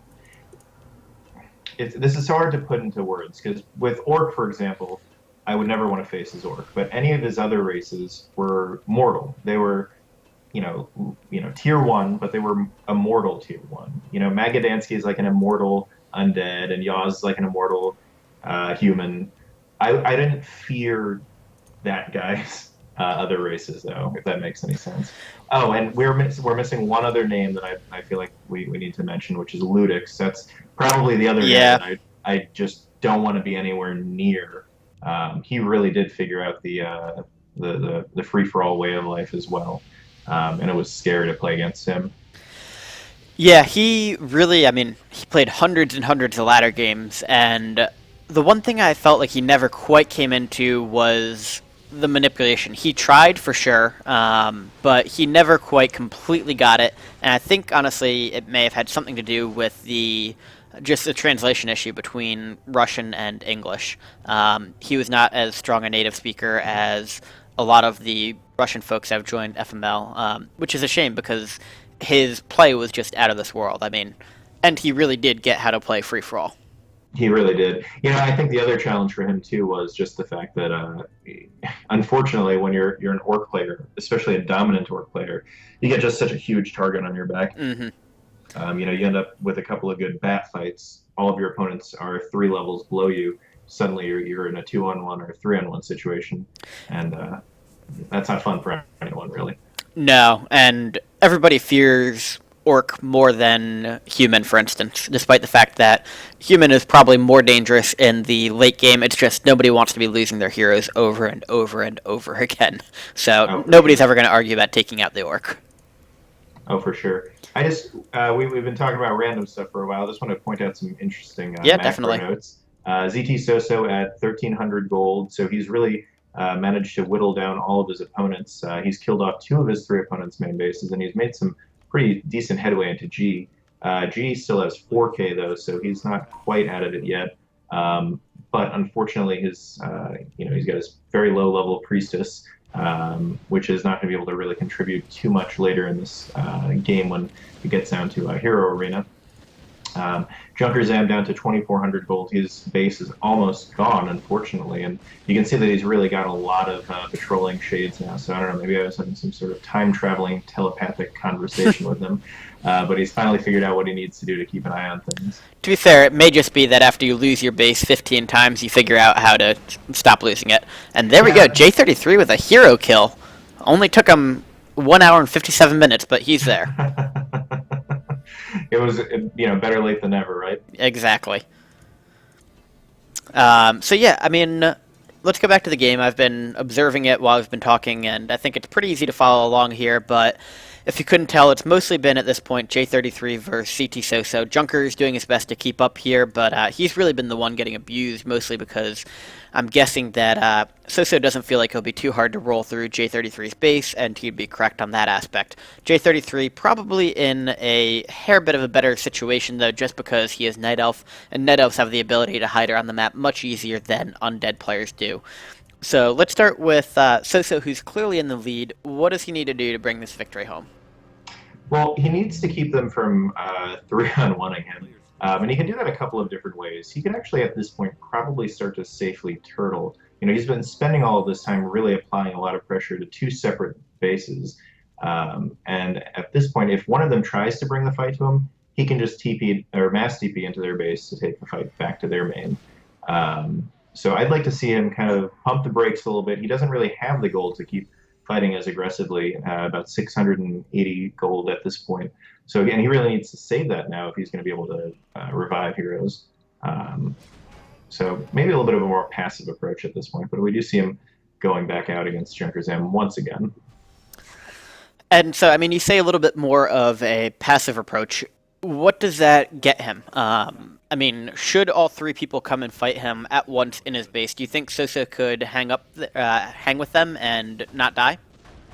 Well, so if all three of them went to his base, what he would need to do is probably TP to J33's base, which will force J33 to TP back. He can do some good damage there, TP back into his main, and then take the fight to Junkerz, because Junkerz, is doing a very heroic job fighting, but just does not have the ability to compete with the human heroes at this point.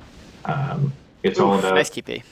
Oh yeah, there's just nothing that Death Knight can do when he's getting spammed with both. I'm sorry, Holy Light and Stormbolt, and we can see a lot of focus fire coming down on that Death Knight.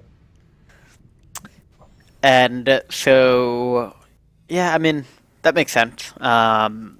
Flipping over to J33, what does he have to do to win right now? Is it even possible? And it also seems like he's not really taking advantage of this Tinker at the moment. He really isn't, and that's why I was kind of cringing at the Tinker choice. There are a couple of problems with going Tinker over, say, Dark Ranger.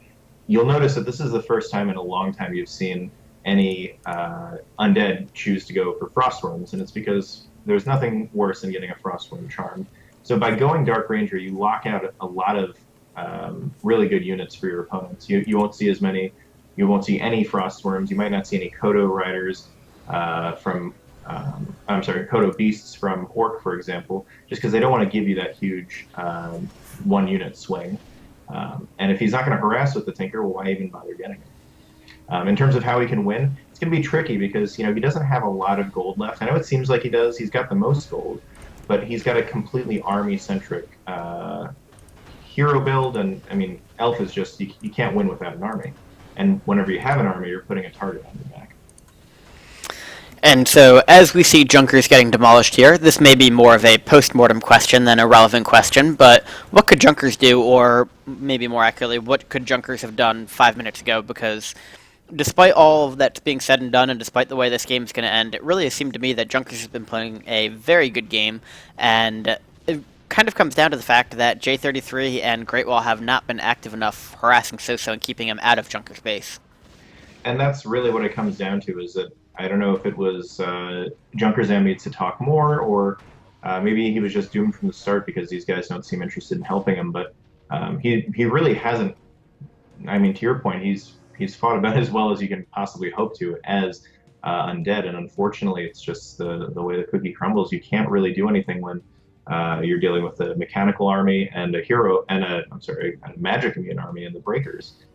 So all he can do is continuously nuke that Archmage, which is just going to continuously get Holy Lighted for, was it 600 HP? I mean, there's just nothing you can do, especially with staff, because zTsoso has had great staff micro this game. So let's bring it back even a little bit further. I mean, we're at 2 hours and 5 minutes into the game. Let's go back to, say, 30 minutes where Junkerz was in great position. Soso was fighting GreatWall. We'll pause here as we do see the fight break out, and we see the Panda go ahead and flip over.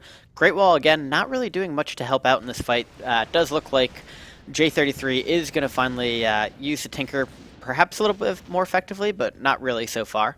But we do see a lot of these towers are being brought down. zTsoso's base becoming weaker and weaker by the second. He may actually be getting in trouble of being a quick takeout away by one of the players if he's not careful, just from the harassment here by J33 and Junkerz before him. What should zTsoso do to make sure his base is not in trouble? Well, at this point, unfortunately, and that's one of the trickiest parts for this map, is that it's very easy to get 3-on-1, and for none of the teaming armies to run into each other, because you can get attacked from north, east, and south. So really, unfortunately for him, he's going to have to just decide which part of his base he wants to give up. And I think one of the trickiest parts for players in this situation, especially when they don't have this much experience, is deciding really quickly to decide where do I want to give up part of my base and where do I want to fight for it. It might also be worth it for him at this point to kind of go a GreatWall route and look for somewhere else that he can start to throw up a couple of buildings just in case he does lose his main. Yep, we do see that there's at least one hidden tree over here for J33. GreatWall's got some hidden stuff up here.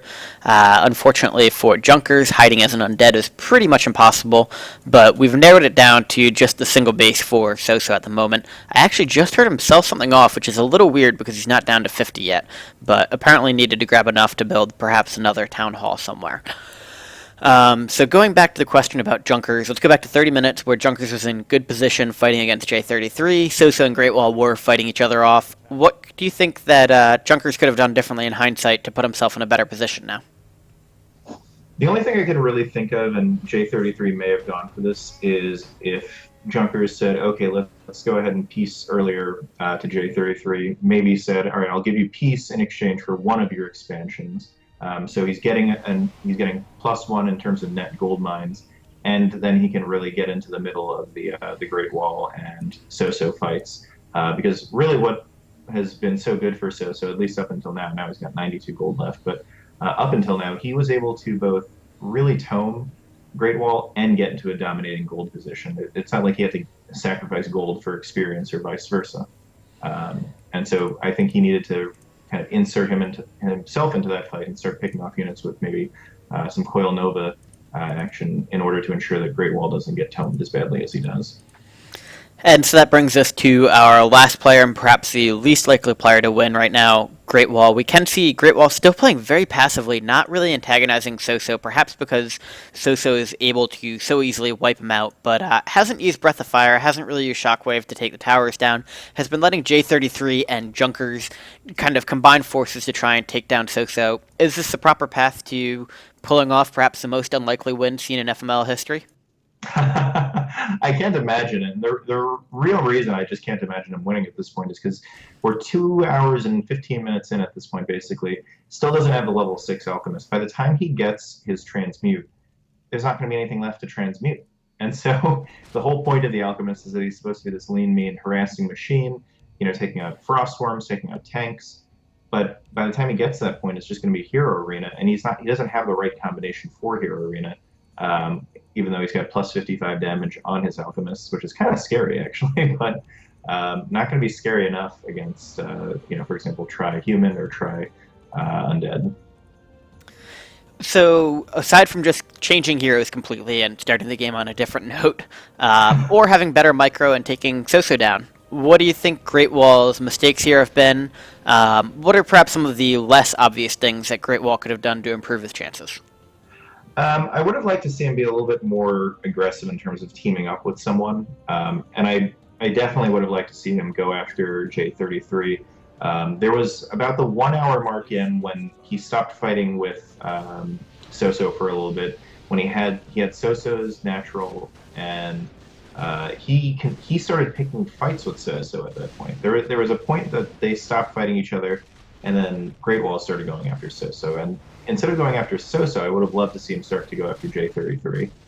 Because like I said, Acid Bomb and Bats would have made pretty good work of the Chimeras, and then he would have had the opportunity to take a couple of the gold mines from the top right that J33 had was mining, but he wasn't mining very quickly because of all the fights with Junkerz. And so, in an interesting turn of events here, GreatWall has gone ahead, hit J33, got 6-6 on the Panda and his Alchemist, but probably cost himself the chance to stay in the game. I mean, if you're J33, if for no other reason than revenge, I gotta believe you're trying to take out GreatWall now, although down goes the Panda.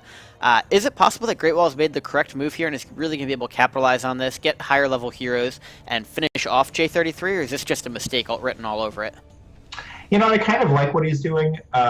He's probably looking at it like this. J33, notoriously has a lot of gold. And, to be fair, he hasn't done anything to give away the fact that he's got a lot of gold. It's just assuming at this point. But it's a correct assumption. So taking him out at this point is really beneficial. Because when you look at Junkerz, he's got barely a base left. And I think what he's probably thinking is that he'll be able to team up with Junkerz once J33 is out, and then take out zTsoso. And then there's not much to take out for Junkerz. So really, this might be the right line of play, and it's impressive that he managed to figure it out. We do see it's backfiring on him with Junkerz taking it out. If you're in Junker's shoes, would you rather have GreatWall on your side, or would you rather have J33? That's kind of you're choosing between two pretty crappy options there. I probably want GreatWall, to be honest with you, because GreatWall has Shockwave and Breath of Fire, and so that's going to be able to and Transmute, all three things that are going to allow you to really make quick work of zTsoso's base. The downside is Junkerz is about to die, so. Yeah, exactly. Well, he's got one shop going up, one necropolis that's up that'll keep him alive, but he's going to be hunted down relatively quickly, I would think. So you'd rather have GreatWall, even though J33 has been much more helpful in teaming and really played as a team player as opposed to GreatWall, who's kind of been doing his own thing, hasn't really helped out, and you're not sure how trustworthy he is. And there we go, Junker's last necropolis has been found, it looks like. Does have enough to toss another one up. I presume he's got some alkalites hidden around here somewhere. In terms of the trustworthiness, what everybody forgets is that there's no such thing as a trustworthy free-for-all player. So now I do agree that J33 is definitely more of a team player, but just strictly speaking, who's going to be able to help me more? At this point, I don't even think that J33 has the ability to make much of an impact on the game. He hasn't been able to make too much of a use out of his Tinker. Hey, now we're finally using the Tinker. It took down 3 towers. Hey, but the way that he's using Pocket Factory, you can tell that he's just not very comfortable with using Tinker. He keeps dropping it in the front, and he gets maybe 1 or 2 of the little Tinker soldiers out before it gets killed every single time. So, obviously, this is pure speculation. I'm sure you don't have an actual answer, but what do you think was going through J33's mind playing Tinker to start the game in a high-pressure match? I mean, this is an FML final, and frankly, it's a hero that he seems to be inexperienced with. I honestly, I don't know, because Dark Ranger is his kind of go-to, kind of like me, and the only time Dark Ranger is particularly ineffective is in the mirror match, but he's not playing against any elves this time around. I'm pretty sure that zTsoso chose human. Did Junkerz random? I didn't notice. No, Junkerz chose undead, GreatWall random, zTsoso chose human, J33 chose night elf. Okay, so yeah, I mean, against a human and an undead, even with the one random, I would much rather have Dark Ranger and know that I'm going to be able to silence 2 very hero-centric opponents, and also have the ability to start charming away things like Spellbreakers and charming away things like Destroyers, and just completely locking out other types of units. Like, you're not going to face Griffin Riders, you're not going to face Frostworms if you have Charm. Yeah, I mean, I'm completely on board with you. I've never been a Tinker player to begin with, so I'm just curious as to what possible rationale he could have for this.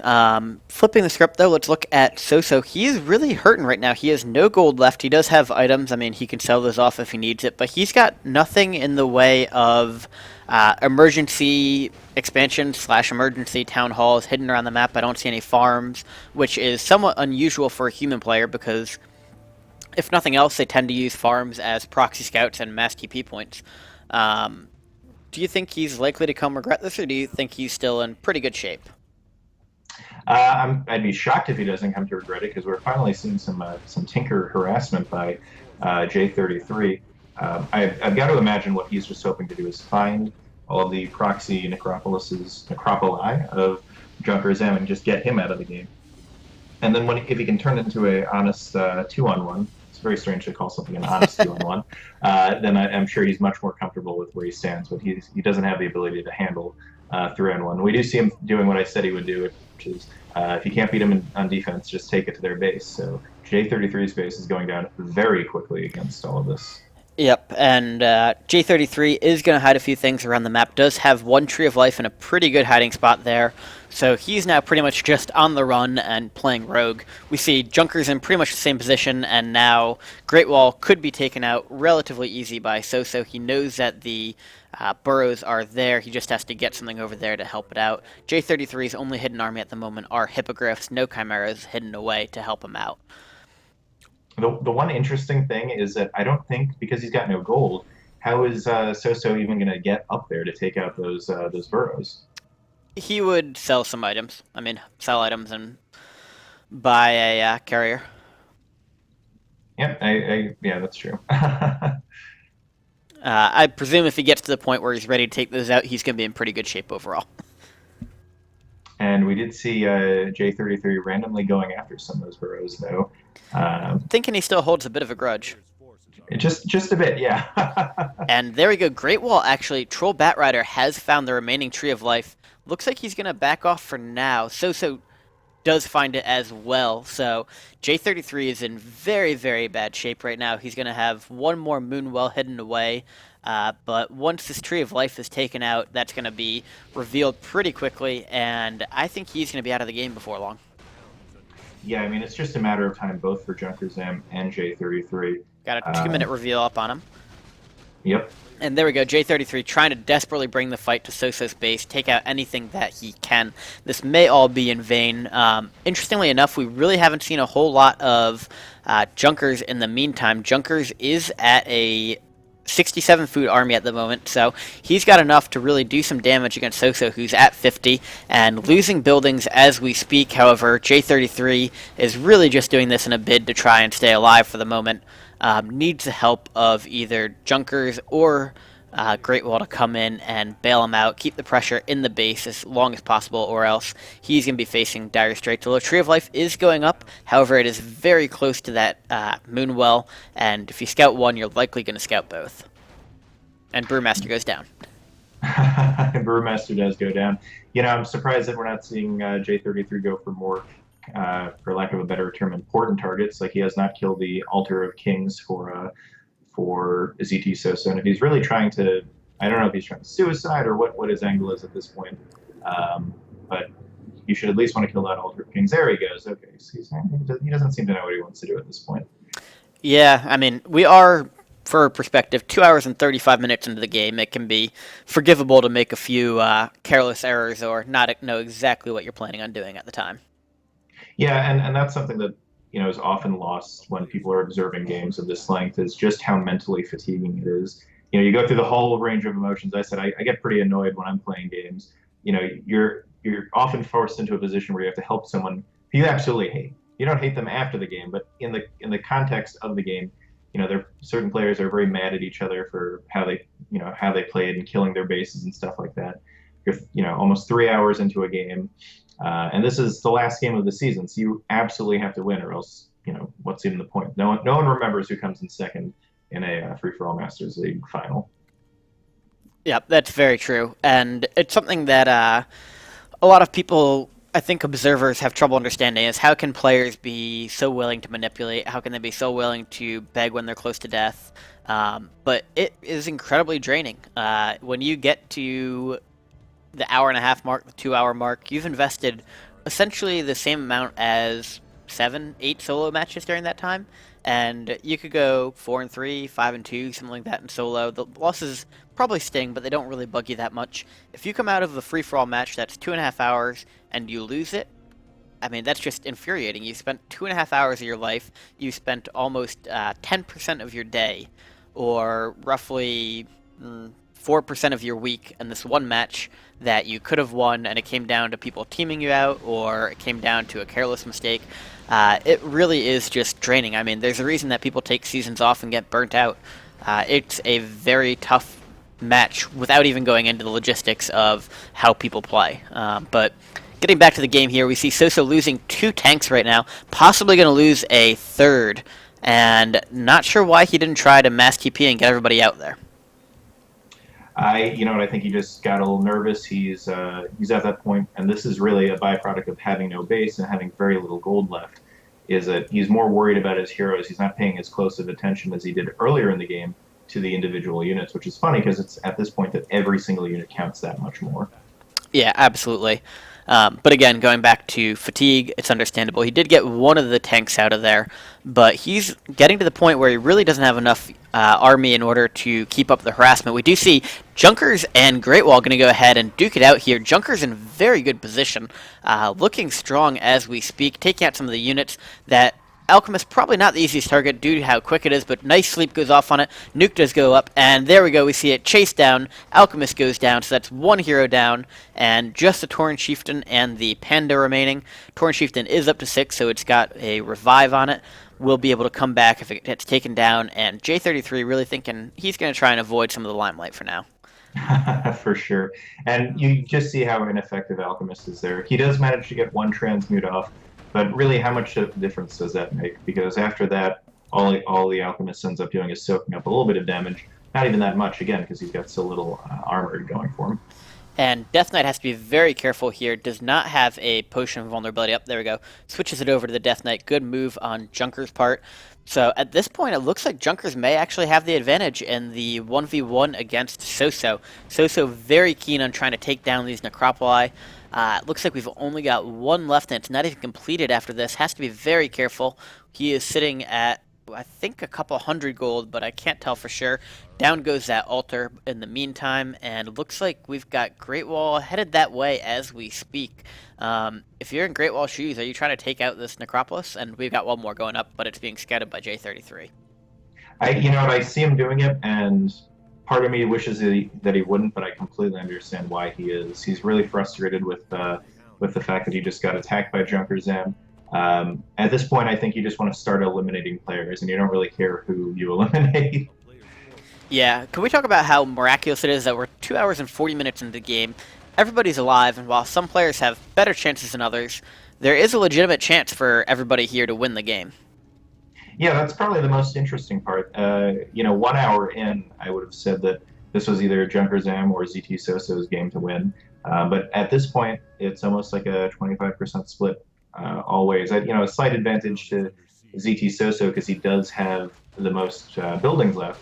But, you know, really everybody is in it, even GreatWall, because of how good his heroes are at dealing some AoE damage to buildings. Yep, so, I mean, we've done this a couple times before, but we're in yet another interesting position. Let's start with GreatWall, who still appears to be in the weakest position, but how do you pull off the miracle win that seems just a little more probable now? Well, he's got, what, 1 building left as of right now. Does he have any peon? He does have a peon. Okay, so... He's got 2 buildings, actually, but one of the altars is going to go down, it looks like, and the peon probably will get away, but maybe not. So he unfortunately doesn't have the most important unit at this point, which is his Alchemist. I just, without that, he doesn't have the ability to get that gold back to attempt to rebuild. So I honestly, I think he just has to kind of hide in a corner and hope nobody remembers that he's there until it's a one-on-one. I wish I had a better answer for you than that, but he's just so vulnerable at this point. I mean, sometimes that's really all what it comes down to, is just a little bit of luck of the draw. So we'll go to our second most vulnerable player in my eyes, J33. He does have enough to rebuild a couple of trees, and he actually just goes ahead and takes out GreatWall here. Yeah. So wow.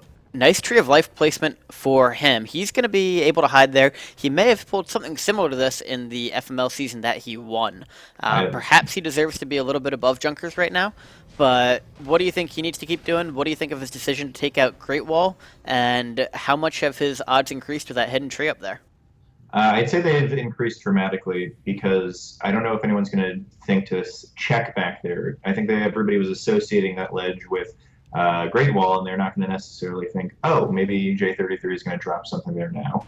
Um, I've got to think that J33 is actually in the lead here, because if he can get some good Tinker action going, since he does have enough gold to buy a couple of potions of invulnerability, he can basically just continue to harass very slowly but surely against zTsoso's main.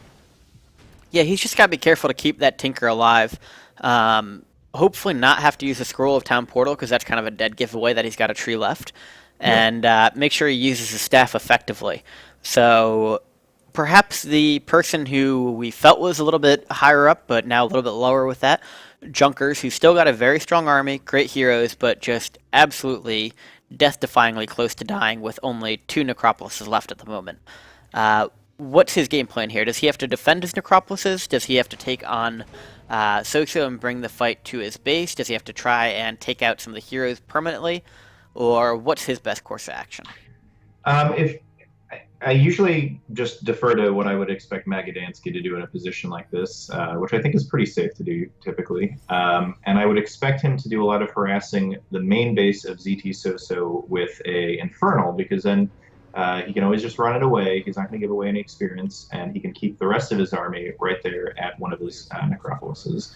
The one tricky part, though, is that he's been doing a great job of dropping that Infernal on, say, the Archmage to prevent a TP. Or to stun the Paladin when he's about to go into Divine Shield. So he has to give up some facet of how he's been playing if he starts using offensive Infernals. And do you think that that would be worth it? Or do you think with how important it's been to defending the remaining part of his base, he might be wiser to just kind of stick with his current strategy, let J33 wear down Soso, and also avoid antagonizing Soso anymore by constantly using the Infernal Harassment and perhaps moving him up the priorities list of kill-offs? Well, like I said, it's about coming in first. So I think you have to he has to risk pissing off zTsoso at this point, and just looking at his base, he's got about 8 buildings left. And they're all half health, but they're all those high armor human buildings. They're much more durable than 2 hidden Necropolis for Junkerz. So I would like to see him go on the offensive, even if it does risk getting the human's eye on you. And so Junkerz has gone offensive, but he's killing off the tree island here, or the tree on the island tree. It almost feels like Junkerz may be giving up a little bit of an advantage. I mean, J33 has only a couple hippos. Those Gargs could easily take him out, and Junkerz needs to have the cooperation of J33 to take out Soso. He's in a good position to be able to take it out later on, and should know that at least. Any idea why he's attacking the island tree now? He might just be, again, taking that kind of line that I mentioned before, which is, I just want to eliminate one more player. The way that they look at it, it's kind of like a marathon. If I can just get one more player out of the game, it's one more player closer to winning the season. And again, now we're about almost 3 hours into this game. You're not going to be making your best decisions either, but I can tell you, with only 2 buildings left, you don't want to annoy the guy with the Tinker. Yep, although the Tinker did go down, so J33 now just relying on a Soul Panda, which, honestly, the person it may hurt most, besides J33, obviously, is Junkerz. That Tinker was doing a lot of damage to zTsoso's base. Yep, absolutely. At this point, though, with the 2 weakest players fighting each other, it's pretty much zTsoso's game to lose.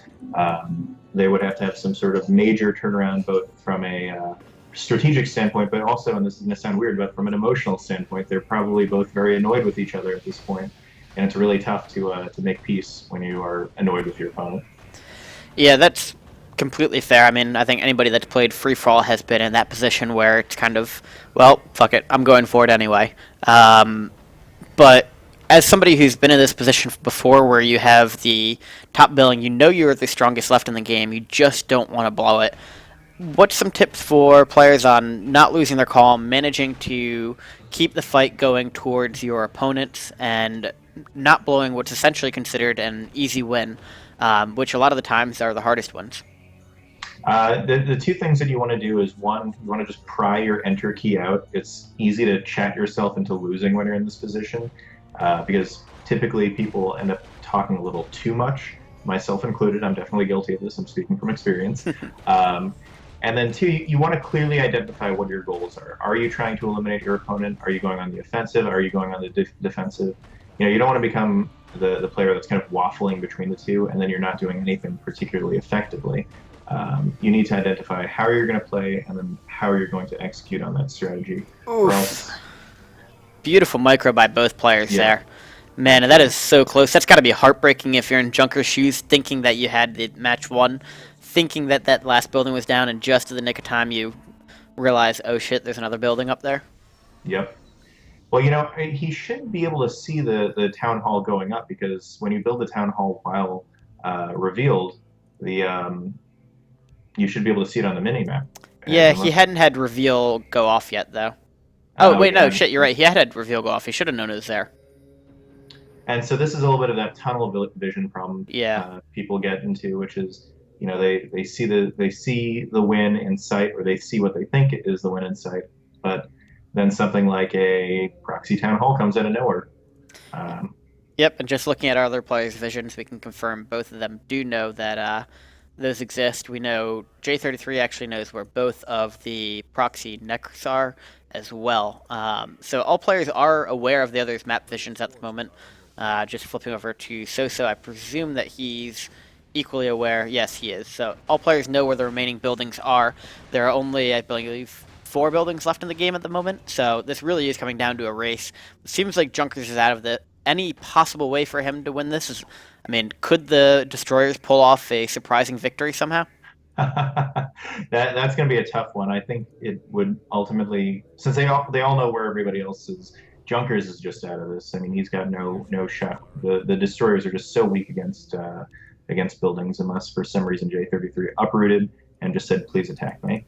I have no idea how zTsoso is going to win this, though, because he's up against what's just the best harassing hero combination that you can have.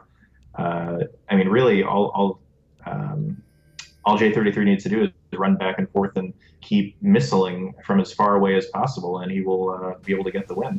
Yep, so let's go ahead and bring this down to 1x speed again in 3, 2, 1, go. Looks like we've got enough of a margin of error here that we want to make sure we don't miss out on any of our crucial plays with so few buildings left here. So we know how J33 pulls off the win here. Really, it seems like he should be able to, between that and the Panda, kind of come in, Breath of Fire, run out one of the Pandas, get it away, keep the Tinker going on it. He knows there's only one building left here. zTsoso does not have enough to build another building. What does zTsoso got to do right now? Is he just trying to hunt down the remaining buildings, and what does he keep guard at his town hall with if he's got to hunt down the rest of them? Oh man, that's a tough one. So looking at the items, there's really no items left for zTsoso. What he can do is he's still got enough scouting between his gyrocopters that he needs to get a beat on where the buildings are. He needs to triple confirm that he knows how many each building each player has left. And then he's just got to go for the kill, especially on J33. At this point, like I said, Junkerz has really no hope of winning this. So it's going to come down to how quickly J33 can either eliminate zTsoso or how quickly zTsoso can... It's really your classic race situation with the highest stakes possible. And that is what makes some of these finals so great to watch, even when you are 3 hours and 5 minutes into the game. So even money at this point. I don't know if you know the outcome or do not know the outcome. I do not at the moment. Who do you think's got this? Like I said, I'd give the slight advantage to J33 just because he's got his last building is mobile, so he can just keep running it around without being able to get a good beat on it. He's got a magic immune, lean mean building destroying machine, and if he starts pandaing properly, and yes, I'm using panda as a verb there, then he can make really good use of the Storm, Earth, and Fire to get some good damage in every 2 minutes on the Town Hall. I had actually completely missed it, but there is a second Town Hall for zTsoso. I'm not sure how I managed not to see that, but that is there. So were you aware of that one? I did not even notice that. I was so focused on the endless battle here on the right-hand side. So was I. I thought that was the final one. So does that change your opinion at all? zTsoso does have a little more wiggle room to work with right now. However, somehow J33's tree has not been scouted, I don't believe, and seems to be pretty well hidden at the moment. J33 getting close to dying on that panda. Gotta make sure he's able. Oh, he is not going to be able to, and the panda goes down. So trade off Oof. there, but J33 should know there's one more town hall there. He does not. J33 had thought that was the last remaining building for zTsoso, so that has got to be a heartbreaking feeling when you realize that the last building kill was not actually the last kill. Yeah, for sure. And the problem is that J33 has not kept up the scouting as effectively uh, as zTsoso has. He still has the hippogriff, so he should be able to scout, but unfortunately, he didn't even have a clue. He's as clueless as we are. Yep, he is just letting them idle there, but if we flip the screen over to zTsoso, we can see what a nice job he's doing of scouting here. I mean, I think that's definitely something that we should applaud, is the ability to continue to keep your scouts up. He's got 5 of them going at one time, even when you're down to few remaining items here. So Junkerz is aware, I believe, of this last remaining base. Yes, he is. But we haven't seen him call it out to J33 yet, letting him know where it is. Do you think that's because he believes that J33 knows of the base, or do you think it's a strategic move to just make everybody think he's dead, despite the fact that he may have a couple of destroyers that, if push came to shove, could come into play at the end? I'm not sure what his rationale is, but I can tell you it's definitely a mistake. He doesn't have a chance of taking out the town hall on his own, but he could conceivably take out the tree of life with just those destroyers. So he needs to get the Eye of Sauron onto that last town hall there if he has any hope of winning this game. And J33 is wisely letting it go, not taking that down. We do see Soso realizes that Junkerz is still in the game. Perhaps Junkerz is able to talk him out of it, guessing he does not feel a whole lot of threat from him there. So yeah, I mean, at this point it seems pretty self-explanatory. We may have to let the game play out a little bit, but if we do have any questions in the chat, more than happy to answer them. Is there anything about this game that you feel like we haven't touched upon yet, Rec? I'd love to almost watch this game again in a week or two and really get to dive deeper into kind of the more intricate decisions that they made, because I think that we went really high level on the analysis. And this was probably one of the more nuanced games that we've had. The most interesting thing, though, that we didn't really talk about is that how long the one-on-ones lasted. They were pretty much game-long one-on-ones until the game broke down, probably around the 2.5 hour mark, which is very uncommon for free-for-all. Yeah, no, that definitely was, and I mean, the one-on-ones also, there was no clear winner who took anybody out. I mean, usually, a lot of the time, the reason the one-on-ones don't last that long is somebody's out of the game. I continue to think it's a miracle we made it 2 hours and 40 minutes with all 4 players in the game, and legitimately in the game. Now we're at 3 hours and 7 minutes, and we've got 2 real contenders and one who still has a shot of pulling off a victory. I mean, it's a little bit unlikely, but I do remember a final that I believe was No and Magadansky maybe had Spellbreakers versus Destroyers, and looks like we could be getting close to a rematch here if J33's building is found. Yeah, for sure. And you see a lot of gamesmanship by the guys. I don't think anyone is quite willing to go in for that attempt at the last kill now. Everybody knows that they're 3 hours into a game, and one mistake at this point means that they're done. Yep, and J33's got to be feeling a little bit gun shy after his last attempt when he was forced to let the panda die in order to get what he thought was the last town hall. Got to be wondering if there are more town halls around there. We do see that his scouting is getting a little bit better, clearly learning from the mistake last time, but I can't blame him in the least for being gun shy at the moment.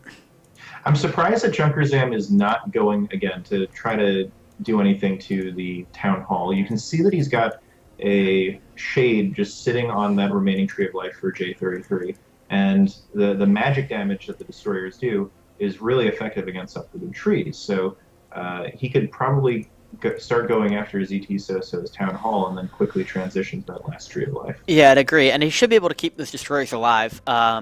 He also has the ability here, if he moved the shade just up and to the left a little bit, I'm pretty sure he could block that tree of life into the patch of trees right there and prevent it from going anywhere. We do see J33 has taken down the last peasant as well.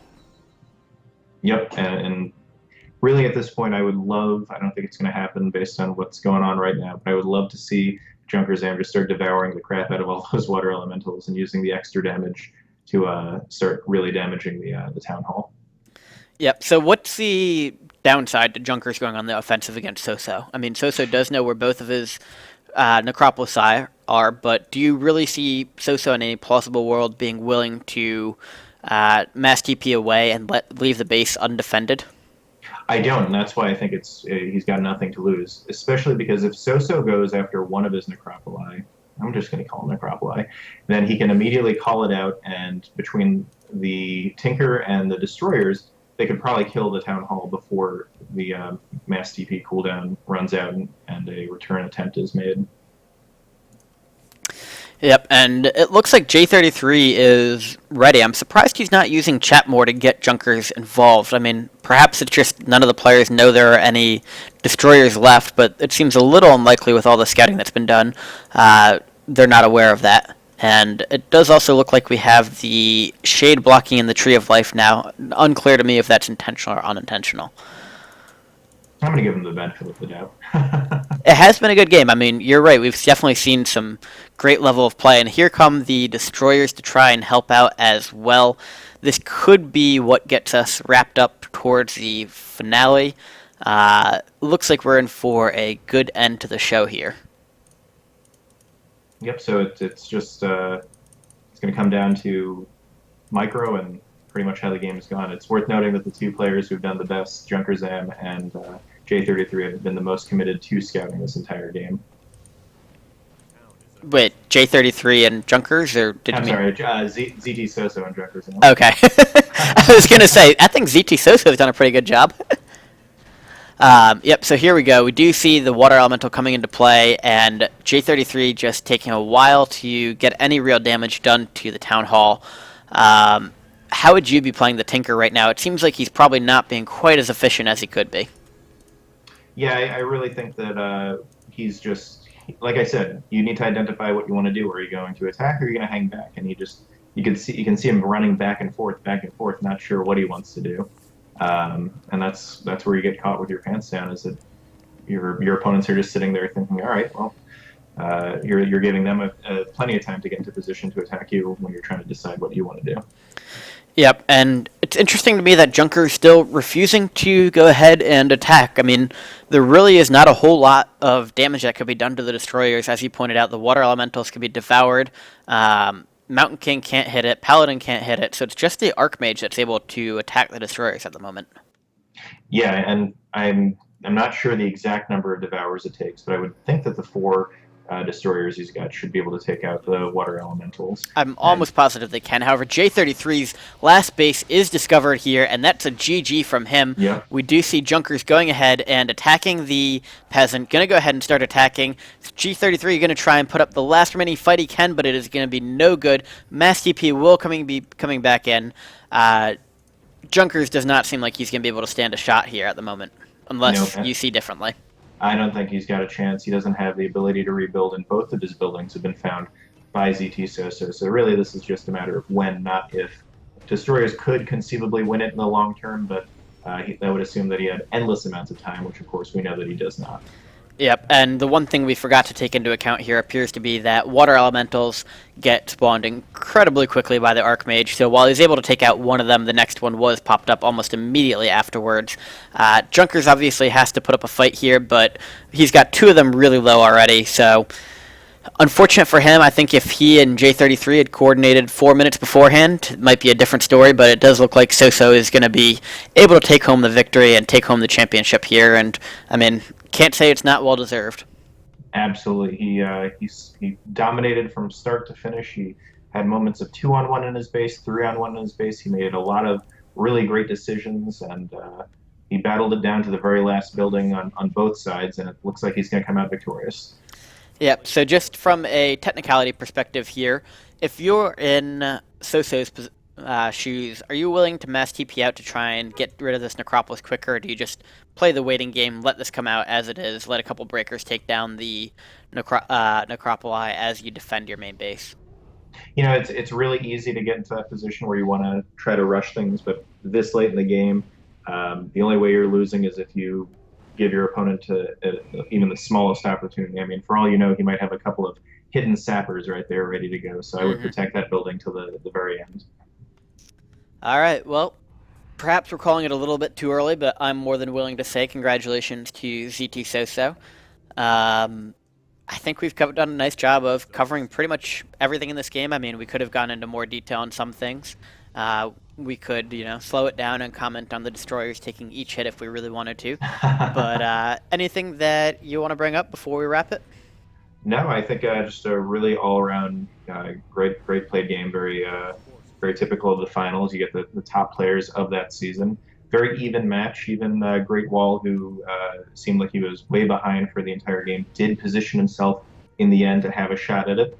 Didn't quite get there, but the fact that he was even in contention for the win 2.5 hours in is a small miracle, to be honest with you.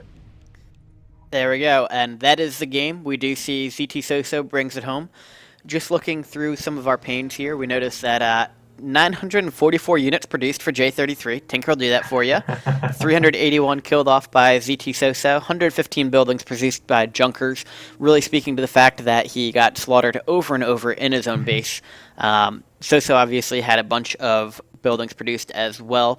Soso didn't quite get the trip 10, but not far off at 10, 10, 9. 12 heroes killed, 5 for Junkerz, 3 for J33, 1 for GreatWall. A lot of items obtained by GreatWall. And looking at the resource tab, we can see J33 had the most gold mined, but pretty even. I mean, only a 10,000 gold gap between first and last. The lumber harvested is a little bit moot. Both all had enough. Tech percentage obviously goes for the human player. Something standing out here, gold loss to upkeep 23,000 for Junkerz. So that means that he only had a real gold count of 29,000 mined as opposed to the 42,000 for J33 or the 43,000 for Soso or even the 32,000 for GreatWall.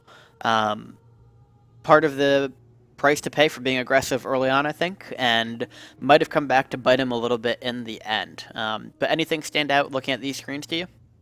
I mean, again, just how close it was, especially looking at the resources. A lot of times games like this, everybody just divides up the gold mines and mines it out to the end. Everybody was fighting for gold the entire game, and it still came out very evenly. And so that just shows how evenly matched all these players were. When, of course, you see that in the way the game ends. Probably the biggest thing that stands out to me on the heroes page is one hero killed for GreatWall. He was never really threatening any of the armies that he faced. And I don't even remember when he got that hero kill, to be honest with you. I think he killed off the Priestess of the Moon at one point when it was like level 2. Oh, that doesn't count. No, and converse, I mean, that's just something the Orc player is known for getting the most hero kills. Had he gone for the typical Blade Master, Torn Chieftain, Shadow Hunter, I suspect he could have rivaled Soso for hero kills here. So we'll never know, but it's an interesting choice by him going for the AoE combo he did, and at the end of the day, I don't think anybody can say it really served him well, but on the other hand, no experimentation and no glory in the end, so he played it like he wanted to, and didn't work out this time, but GreatWall is a great player. I suspect we'll see him back in these positions before.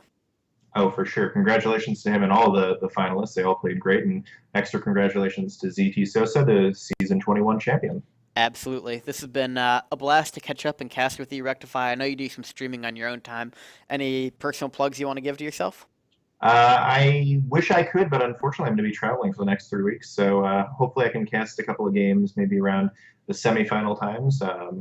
But if you're not watching me, you should watch this channel, Free For All Masters League. Always great players casting, including, I believe, zTsoso casts on this, or is that Super Cumulo? I don't know. I mix the two of them up. zTsoso does indeed cast, so we have an official FML champion as one of our casters. There you go. So if you guys have not subscribed to this channel, you should, because then you can watch zTsoso play every week. All right. Well, I think that's enough from us. We've been going for, I think, 2.5 hours at this point. Wrecktify, great as always to cast with you, and we'll catch everybody else later. Absolutely. The pleasure was mine. Thank you, Mage, and thank you, everybody, for watching. It's such a travesty.